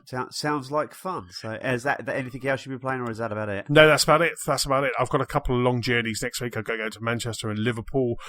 So I'll be taking Pokemon Sword on the road with me and probably playing a bit, finishing off Luigi as well, because I need to finish that before James shouts at me. So excellent. Anything else for you, Stu?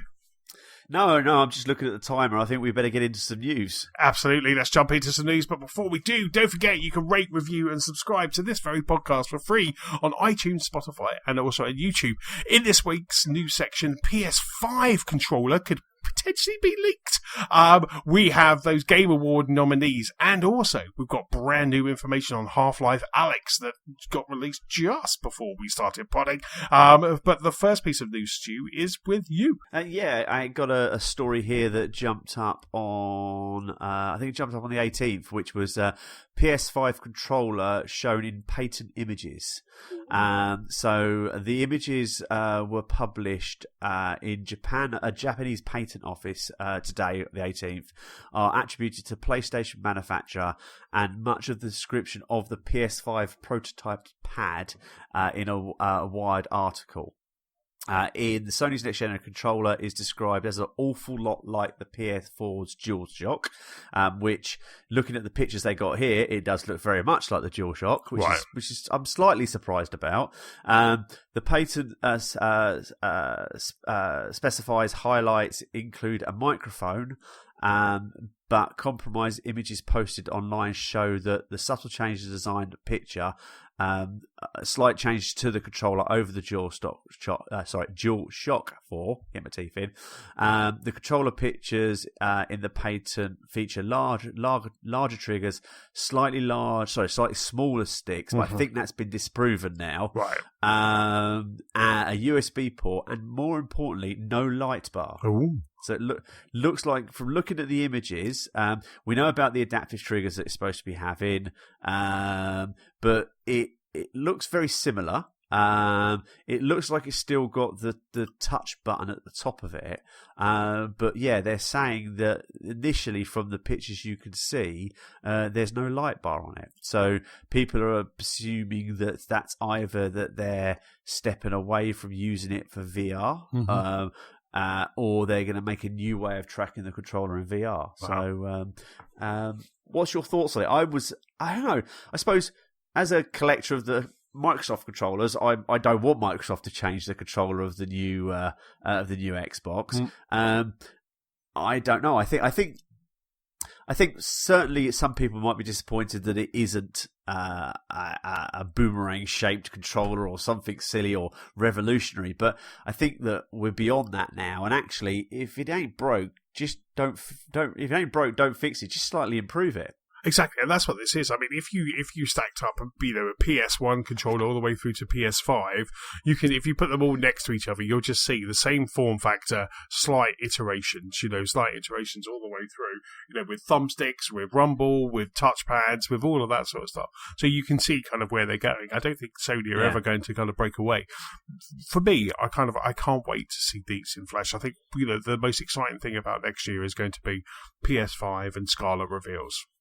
Because that's what it's about. It's about looking at the operating system, seeing the box, and also, more importantly, kind of what's the controller like? What features are you going to do? And if they hold up something that looks like this, I'm going to be excited because I want to see what it does, what it does, and like I say, there's haptic feedback and all of that sort of stuff. So that it's gonna the proof's going to be in the pudding of this one, isn't it? So this is really cool that this has been unearthed.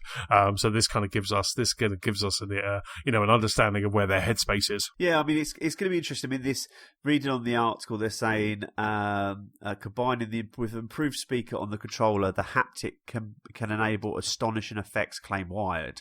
So this haptic side of it seems to be interesting. I mean, obviously Microsoft have been doing something similar on their controllers, but it could be quite interesting. I think if they can bring the controller or do something different with the controller to get more immersion into a game, i.e. by the feedback, or we all knew, like I can't remember when it was the Switch first came out, they said you'll be able to tell how many ice cubes are in the cup with HD Rumble rather than just there is some ice in the cup. So I think that's a way that potentially we've not pushed gaming in certain features for the last few years. So no, I think it will be interesting to see, and if we know more, or when we see it at holiday next year, I suppose.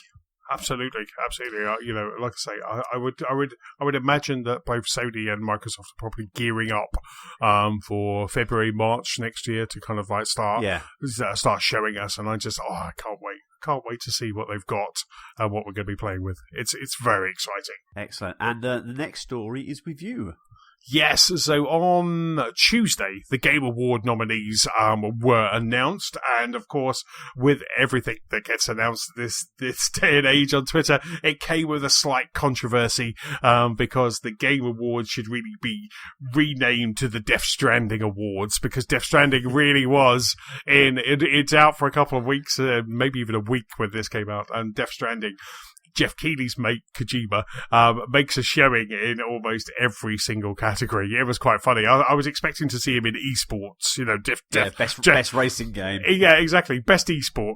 Death Stranding, it was just like, so, but it's always exciting. I do enjoy watching the Game Awards for the announcements, for the world premiere, for the awards themselves. But we won't go through all of them, but they are available. I'll stick a link on the show notes if you haven't already gone to the Game Awards, and you can submit your votes. I did that on Tuesday. There were some sections I skipped just because I don't really know esports, so I skipped that. I think there was one section where I was like, well, the game I want is not in there, so I'm also going to skip that one as well. But some important categories to maybe kind of just chat about are the Game of the Year. So Game of the Year category, we've got Control, Death Stranding, this is its first appearance, Resident Evil 2, Sekiro Shadows Die Twice, Super Smash Bros. Ultimate, and The Outer Worlds were kind of in there for for Best Game of the Year. By all accounts, Star Wars Last Jedi wasn't eligible for this year's Game Awards because it came out after the cutoff date. So I think it was eligible. Because I think from what I heard today, because I think it was Gary Witter was talking about it, because I think he tweeted about it last night. I think it was eligible, but because no one got advance codes for it, no one was going to vote for it, because they only, apart from about a 3-hour preview, is all they got to play for it. Right. But I think it has been confirmed, or I think it has been confirmed by the Game Awards that, like Smash Brothers this year, it can be nominated next year, because it is within the window for next year. But it's just, will people remember it? Yes. Which is it's a shame. I mean, it's going back to what we said that if they'd got code out and people could have had it a week early, because Death Stranding could have been in this position, really. If they got the code out to a week earlier, then people would have reviewed it and people would have voted for it. But I personally don't think they had the codes ready. I don't think the game was fully ready to give it to review. So I think they were hoping they would get it off of a 3-hour test they did at a preview event, which is a shame. But yeah, I mean, where did your vote go for the Game of the Year? Game of the Year for me went to Control. So went to Control for that, and then we got Best Action Game for the best game in the action genre, focused primarily on combat. We had Apex Legends, Astral Chain, Call of Duty Modern Warfare, Devil May Cry, Gears 5, and Metro Exodus. So that was quite a nice kind of batch. Where did you vote for that one? Did you? I went Gears. I was torn between Gears or COD, because I really enjoyed Gears, but I really enjoyed COD, and it was one I did sit here and go, I'm not sure, and I think I enjoyed Gears more, and although I'm going to go back and redo Call of Duty and get the achievements, I know I'm going to go back and play Gears again. I'm going to do the whole single player again, probably over Christmas or in the new year. So Gears 5 for me there. What about you? I think Gears 5 for me as well for that one. Yeah. So I think, I kind of went for Gears on that one. One that was quite cool for you, because I know we've mentioned it quite a few times in the pod, was audio design. So we had Call of Duty Modern Warfare, Control, Death Stranding, Gears 5, Resident Evil 2, or Sekiro Shadows Die Twice. For me, I went with Control on this one. I was very nearly going to Gears 5 just because of the stuff that James and I were talking about on accessibility. Kind of last week, but I ended up going for Control because I really loved the way that Control just kind of rattled around my surround sound in downstairs. It really did just kind of push to different speakers and really isolate kind of maybe over in the front right. It really just kind of had something there, and it just felt really immersive when I was playing it. And also, it was fantastic when I was playing with headphones as well. It kind of sounded incredible when I was playing with headphones too. Where did you go for audio design? I was the same. I went control because I want to play COD up the demo room, because I want to see what that sounds like up there, because it sounded a phenomenal here. I mean, when I changed over the TV in the lounge, I also changed the amp over, put an amp that we'd used at an exhibition where we did a cinema at the exhibition for a few years, and that's really made the subwoofer kick. So I was really impressed with COD. Gears, from a Dolby Atmos point of view, and the immersion, especially at the demo room, sounded really good. Yeah. But if I look at what actually sounded good here on, you know, a reasonably good 5.1 system, and at the office on a high end cinema, Control just pushed that different. It just different sounds, not the sounds you're expecting, but just those different sounds. There's little tweaks here and there that really made you feel immersed. So yeah, definitely for me, Control on that one as well. Superb. And then scrolling. We had Best Family Game, where Luigi's Mansion gets a nod, which is fantastic. Yep. And Luigi's Mansion's in with Ring Fit Adventure, Super Mario Maker 2, Smash Brothers Ultimate, and Yoshi's Crafted World. Really, what we should be calling that, instead of Family Game, we should be calling that Best Nintendo Game, because that is just, it's all Nintendo on that platform. So I'm sure Sony and Microsoft are probably kicking themselves that they never made it into the Family Game. But we've got that. So obviously, I went for Luigi's Mansion. I had the, that was a no-brainer, because I haven't played Ring Fit Adventure, played the others, and for me, Luigi's Mansion really was, the standout for me for Nintendo this year. Yeah, no, it's. I was just going through some of the other categories. Again, get past the esports. There are a lot of categories in there, but there are some for me that, although I am a keen gamer, I couldn't make a choice, so I just went past it. What did you do? Games for Impact. That's the one I saw, which was Concrete Jungle, Gree, Kind Worlds, Life is Strange 2, Sea of Solitude, and is there another one? No, that one.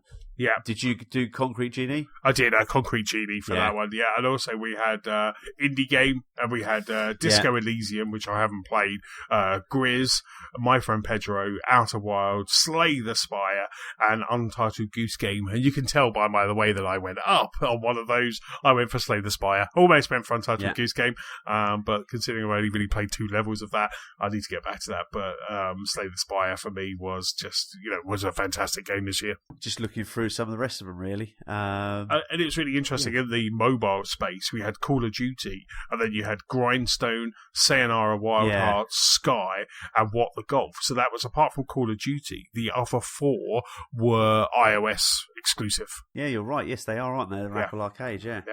So the only one that's not Apple Arcade is Sky.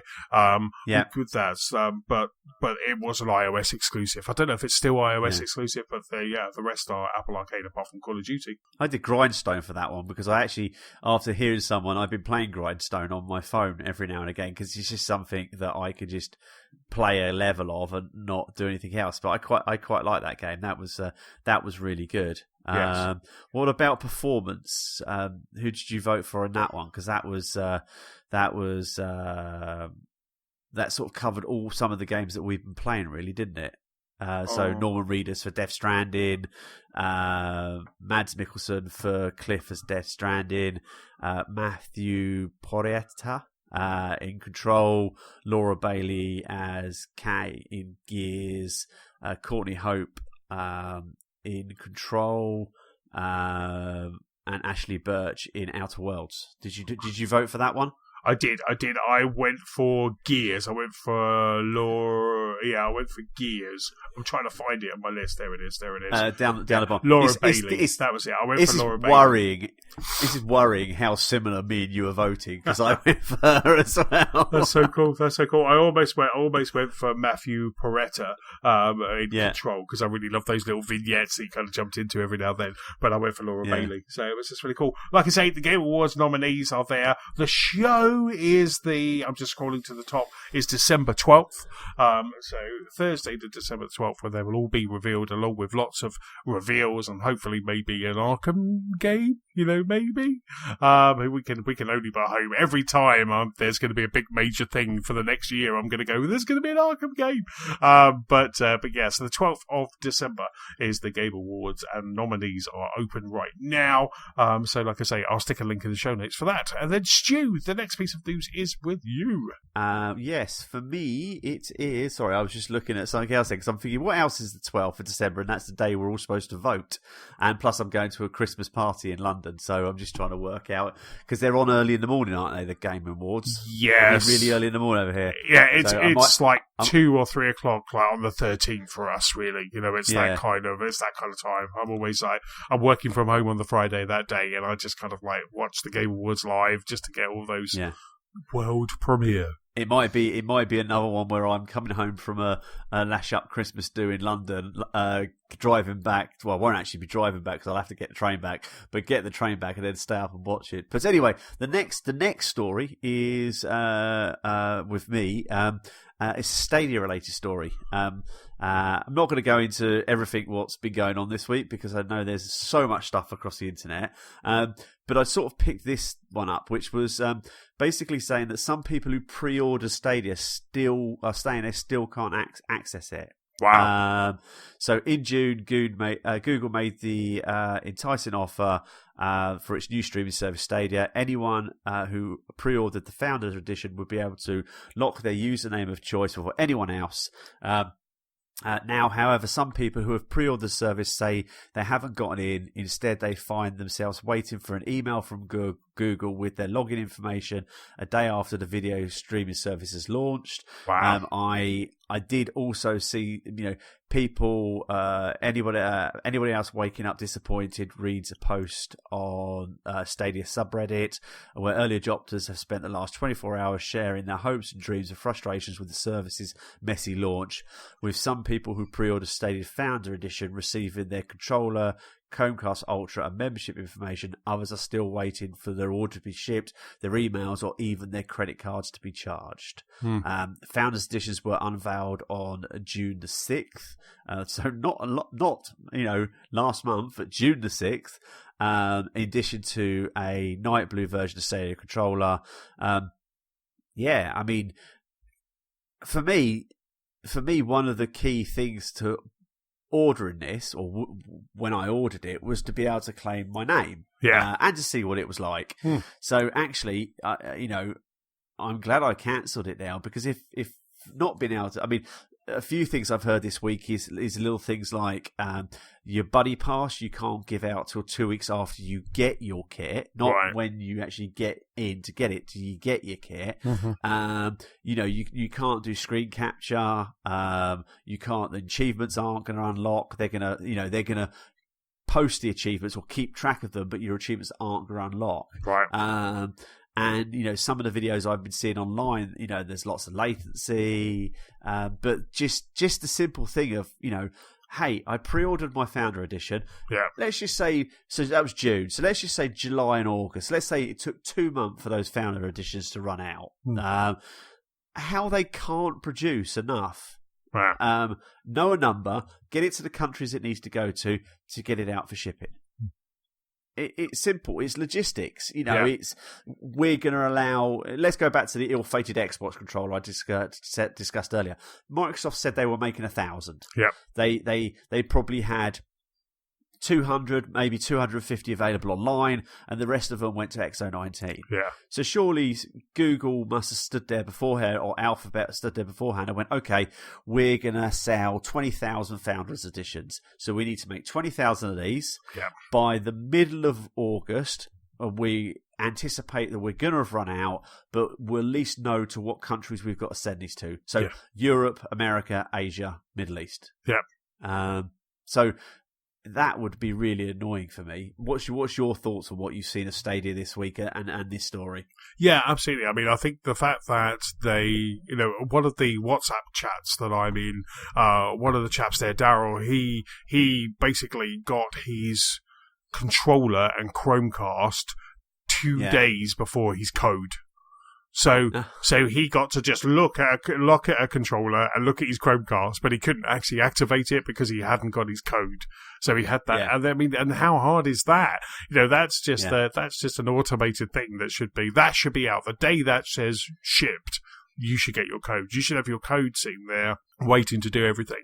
I did watch the Giant Bomb stream they had a quick look of Stadia, so I watched that. Got to watch that, and that was really interesting. They were showing some of the latency. Daryl's been chatting on like I say on one of our WhatsApp groups, and he was basically saying it's quite good. He's loving the fact that he can fire up a Google Chrome browser and jump into Destiny, which is looking okay. I don't think 4K is popping yet. The one thing that did bamboozle me from the quick look was that you can't buy games from Stadia. So you fire up a Chrome browser, you can't actually buy games. If you're like, right, okay, I've got Destiny, I've got my free game, but now I want to play, I don't know, Borderlands, and so I can't buy it from there.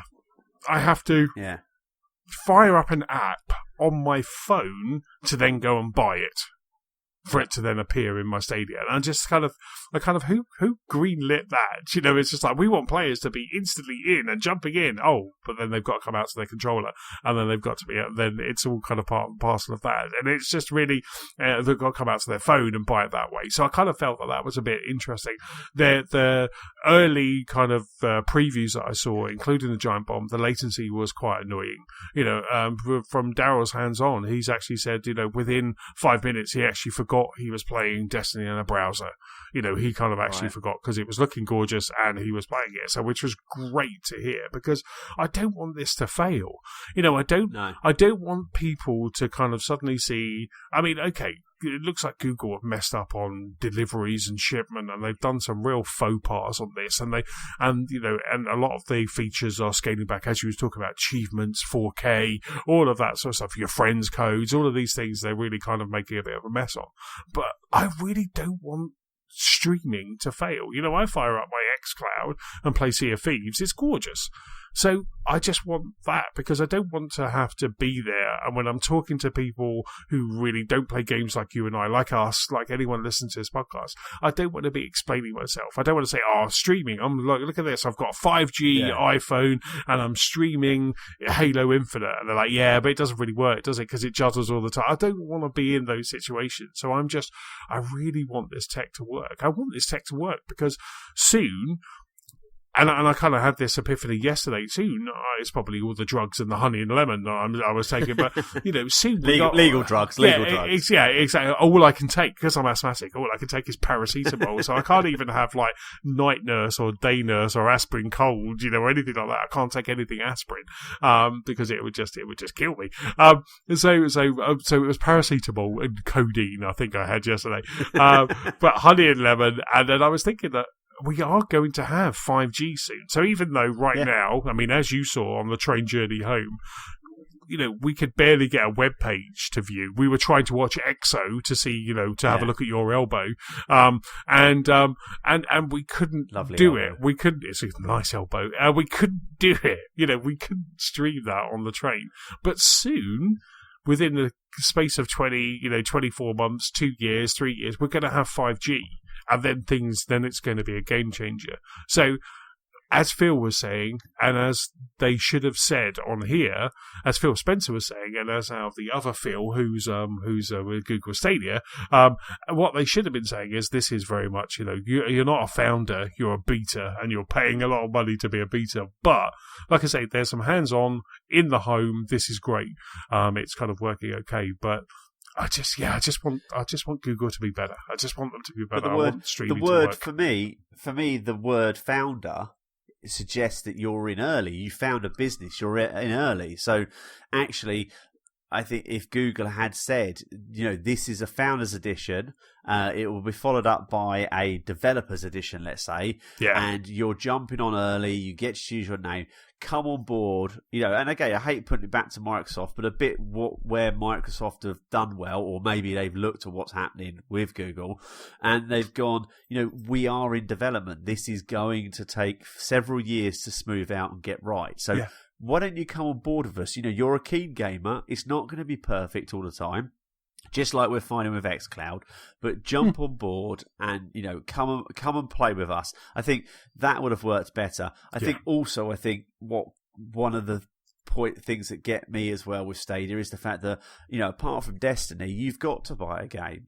And a lot of these games are games that majority of us have already played. So yes. I think again, maybe they should have said, okay, all of our exclusive are day and date available to a member on a Game Pass style. So, because as you said, we can jump into xCloud today and we don't have to own Tomb Raider. We don't have to own Gears. We don't have to own, DayZ. We could just play it. Yeah. So I think that the message was wrong there. Just as a bit of a jovial joke, I did you can go to a website called StadiaCountdown.com. Right. And it's basically used algorithms from a website called Google Cemetery, right, to do a countdown clock of when Google will shut Stadia down. and as of time of podding, it is 1,457 days, 2 hours, 36 minutes and 15 seconds. And I then looked at the bottom and it went, as per Google Cemetery. So I thought, what's Google Cemetery? So if you go over to it's gcemetery.co/Google-product-lifespan. It's got on here, it's got an average product lifestyle. An average product lifespan of Google products before they kill them. So Google has killed 163 programs.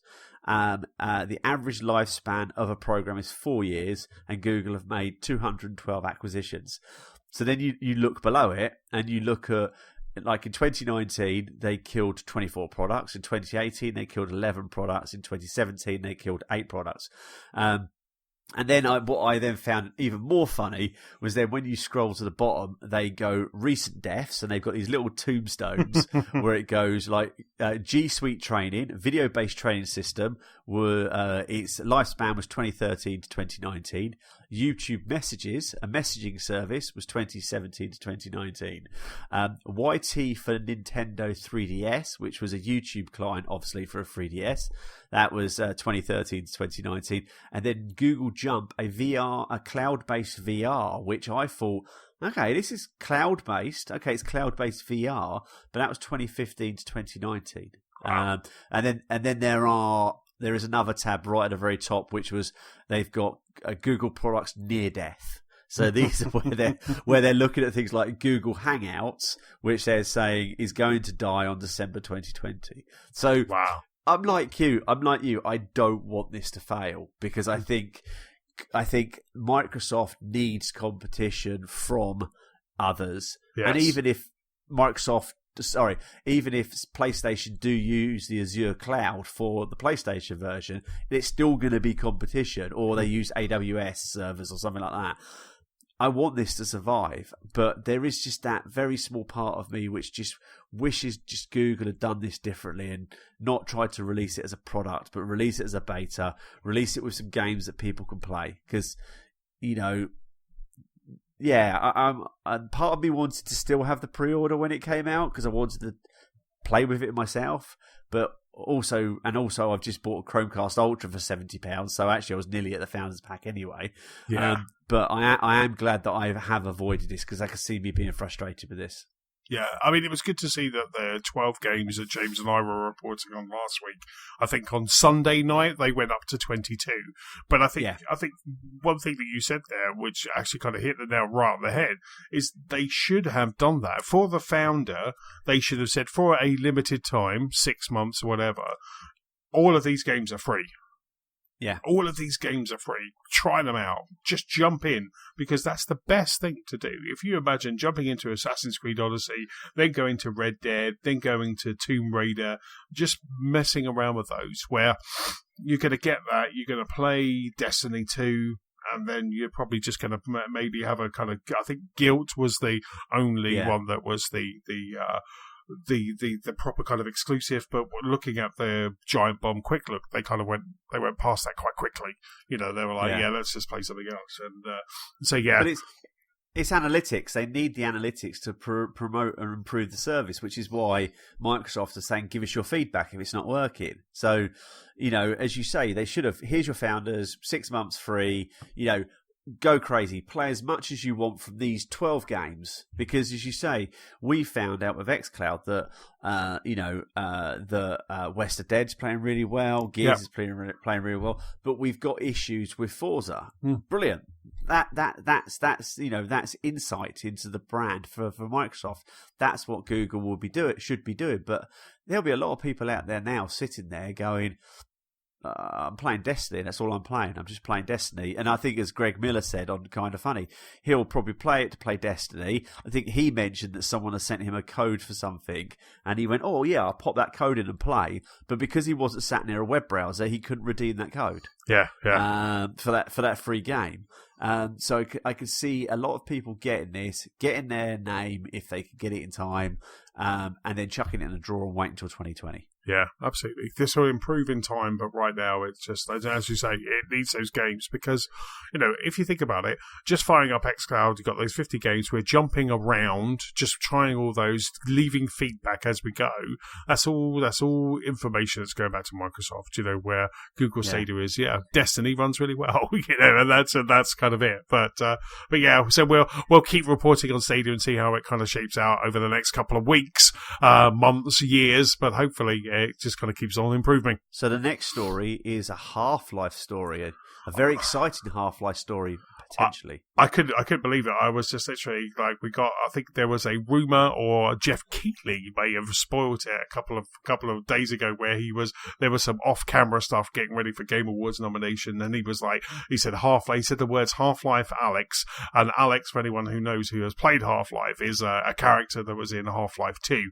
But anyway, Valve got out in front of that, kind of was quickly to kind of just go, Half-Life 2 is, Half-Life Alyx is our new VR game, and we're going to tell you more about it on Thursday. It's Thursday of Time of Podding, and we have had the website's gone live. I'll stick a link in the show notes, and also we've got an amazing trailer and some great scenes. So what Half-Life Alyx is it's set between the events of Half-Life and Half-Life 2. Alyx Vance and her father Eli mount an early resistance to combine brutal occupation of Earth, and basically what you're doing is you're basically just taking control of Alyx using kind of what looks like gloves. You do have, it's typical VR where you've got your two hands, but I have to say this game looks absolutely stunning. I've watched that trailer a couple of times, and this game just looks absolutely stunning. It says you and your father relocate to City 17 in the years since, and you've continued the Calistine scientific activity, performing critical research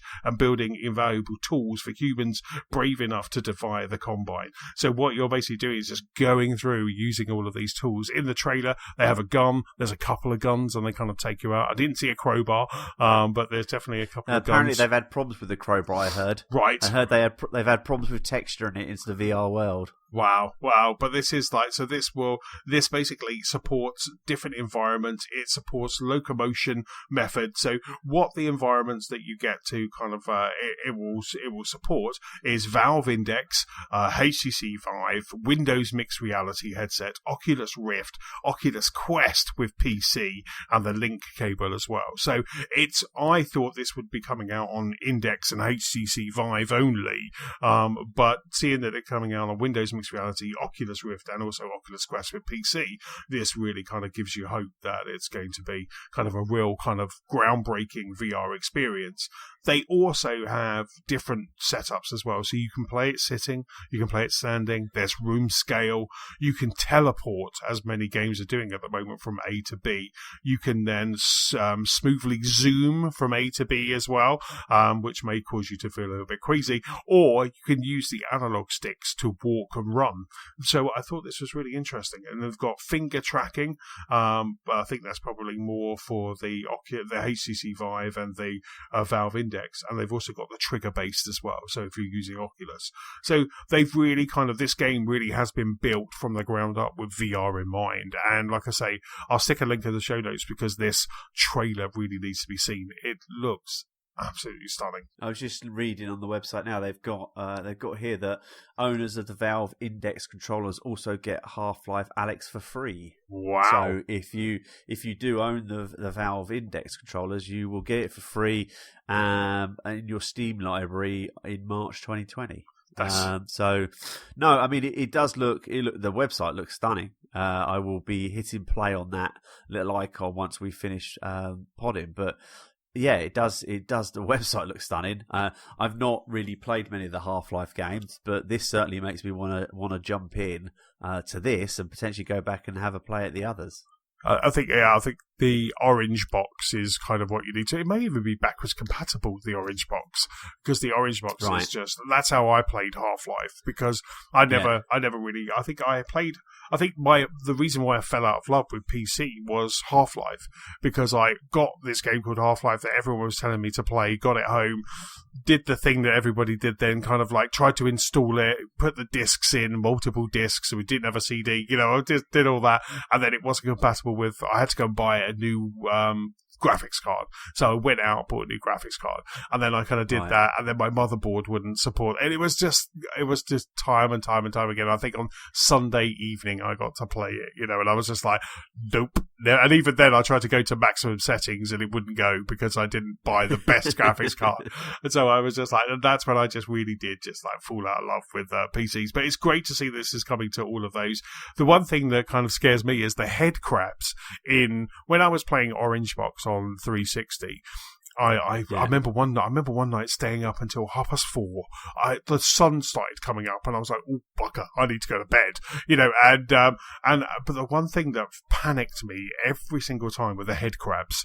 Now, having head crabs jumping at you in VR scares the bejeepers out of me. So I will be kind of screaming like a wailing banshee, because this really does. But like I say, I'll stick a link to this web page, which shows you the kind of the trailer for this, and it just looks absolutely superb. It's available now for pre-purchase on Steam, as Stu was saying. If you have, was it HTC Index? It's the Valve, the Valve Index. So Valve Index controllers, you get it for free. So if you have that, you've already got it for free. But like I say, this just looks absolutely fantastic, and I hope, we can but wish that maybe we'll get some more Half-Life-y stuff coming soon. But this is the news that we've got right now. Let's enjoy it. Half-Life Alyx is coming to VR in March 2020. Yeah, March 2020. Excellent stuff. That's about it for this episode. Big thank you for listening. Apologies for my voice. Stu, big thanks for pulling up a mic. Yeah, I'm surprised you made it this far, to be honest, when I heard your croaky voice when we came on. So, kudos for making it as 2 hours and 4 minutes of recording at the moment on the computer. So, no, thanks for having me. It's been awesome listening to you guys over the last few weeks with Steve and James. That's a really good laugh. So, I'm glad to be able to pull up a chair again and share our X019 news. Fantastic. Don't forget, you can keep up with us at gamersoflostspark.com. You can also find us on Facebook, on Twitter. We're at LostSparkPod. Stu, where can people catch up with you? You can find me mainly on the Xbox, but sometimes on PSN as General Letdown, and you can find me on Twitter and Instagram as Mr. Stuart Burgess. Wonderful. For me, I am Chessman on Xbox Live and Nintendo Switch, PS-Chessman on the PlayStation Network, and Chessman UK on Twitter. Don't forget, if you have any feedback or any questions for us, please send it to our email address. That's feedback@gamersoflostspark.com. Right, that's it. I'm going to go and have a honey and lemon stew. Say goodbye. I really thought you were going to run out of air then and faint on camera. But goodbye. Bye.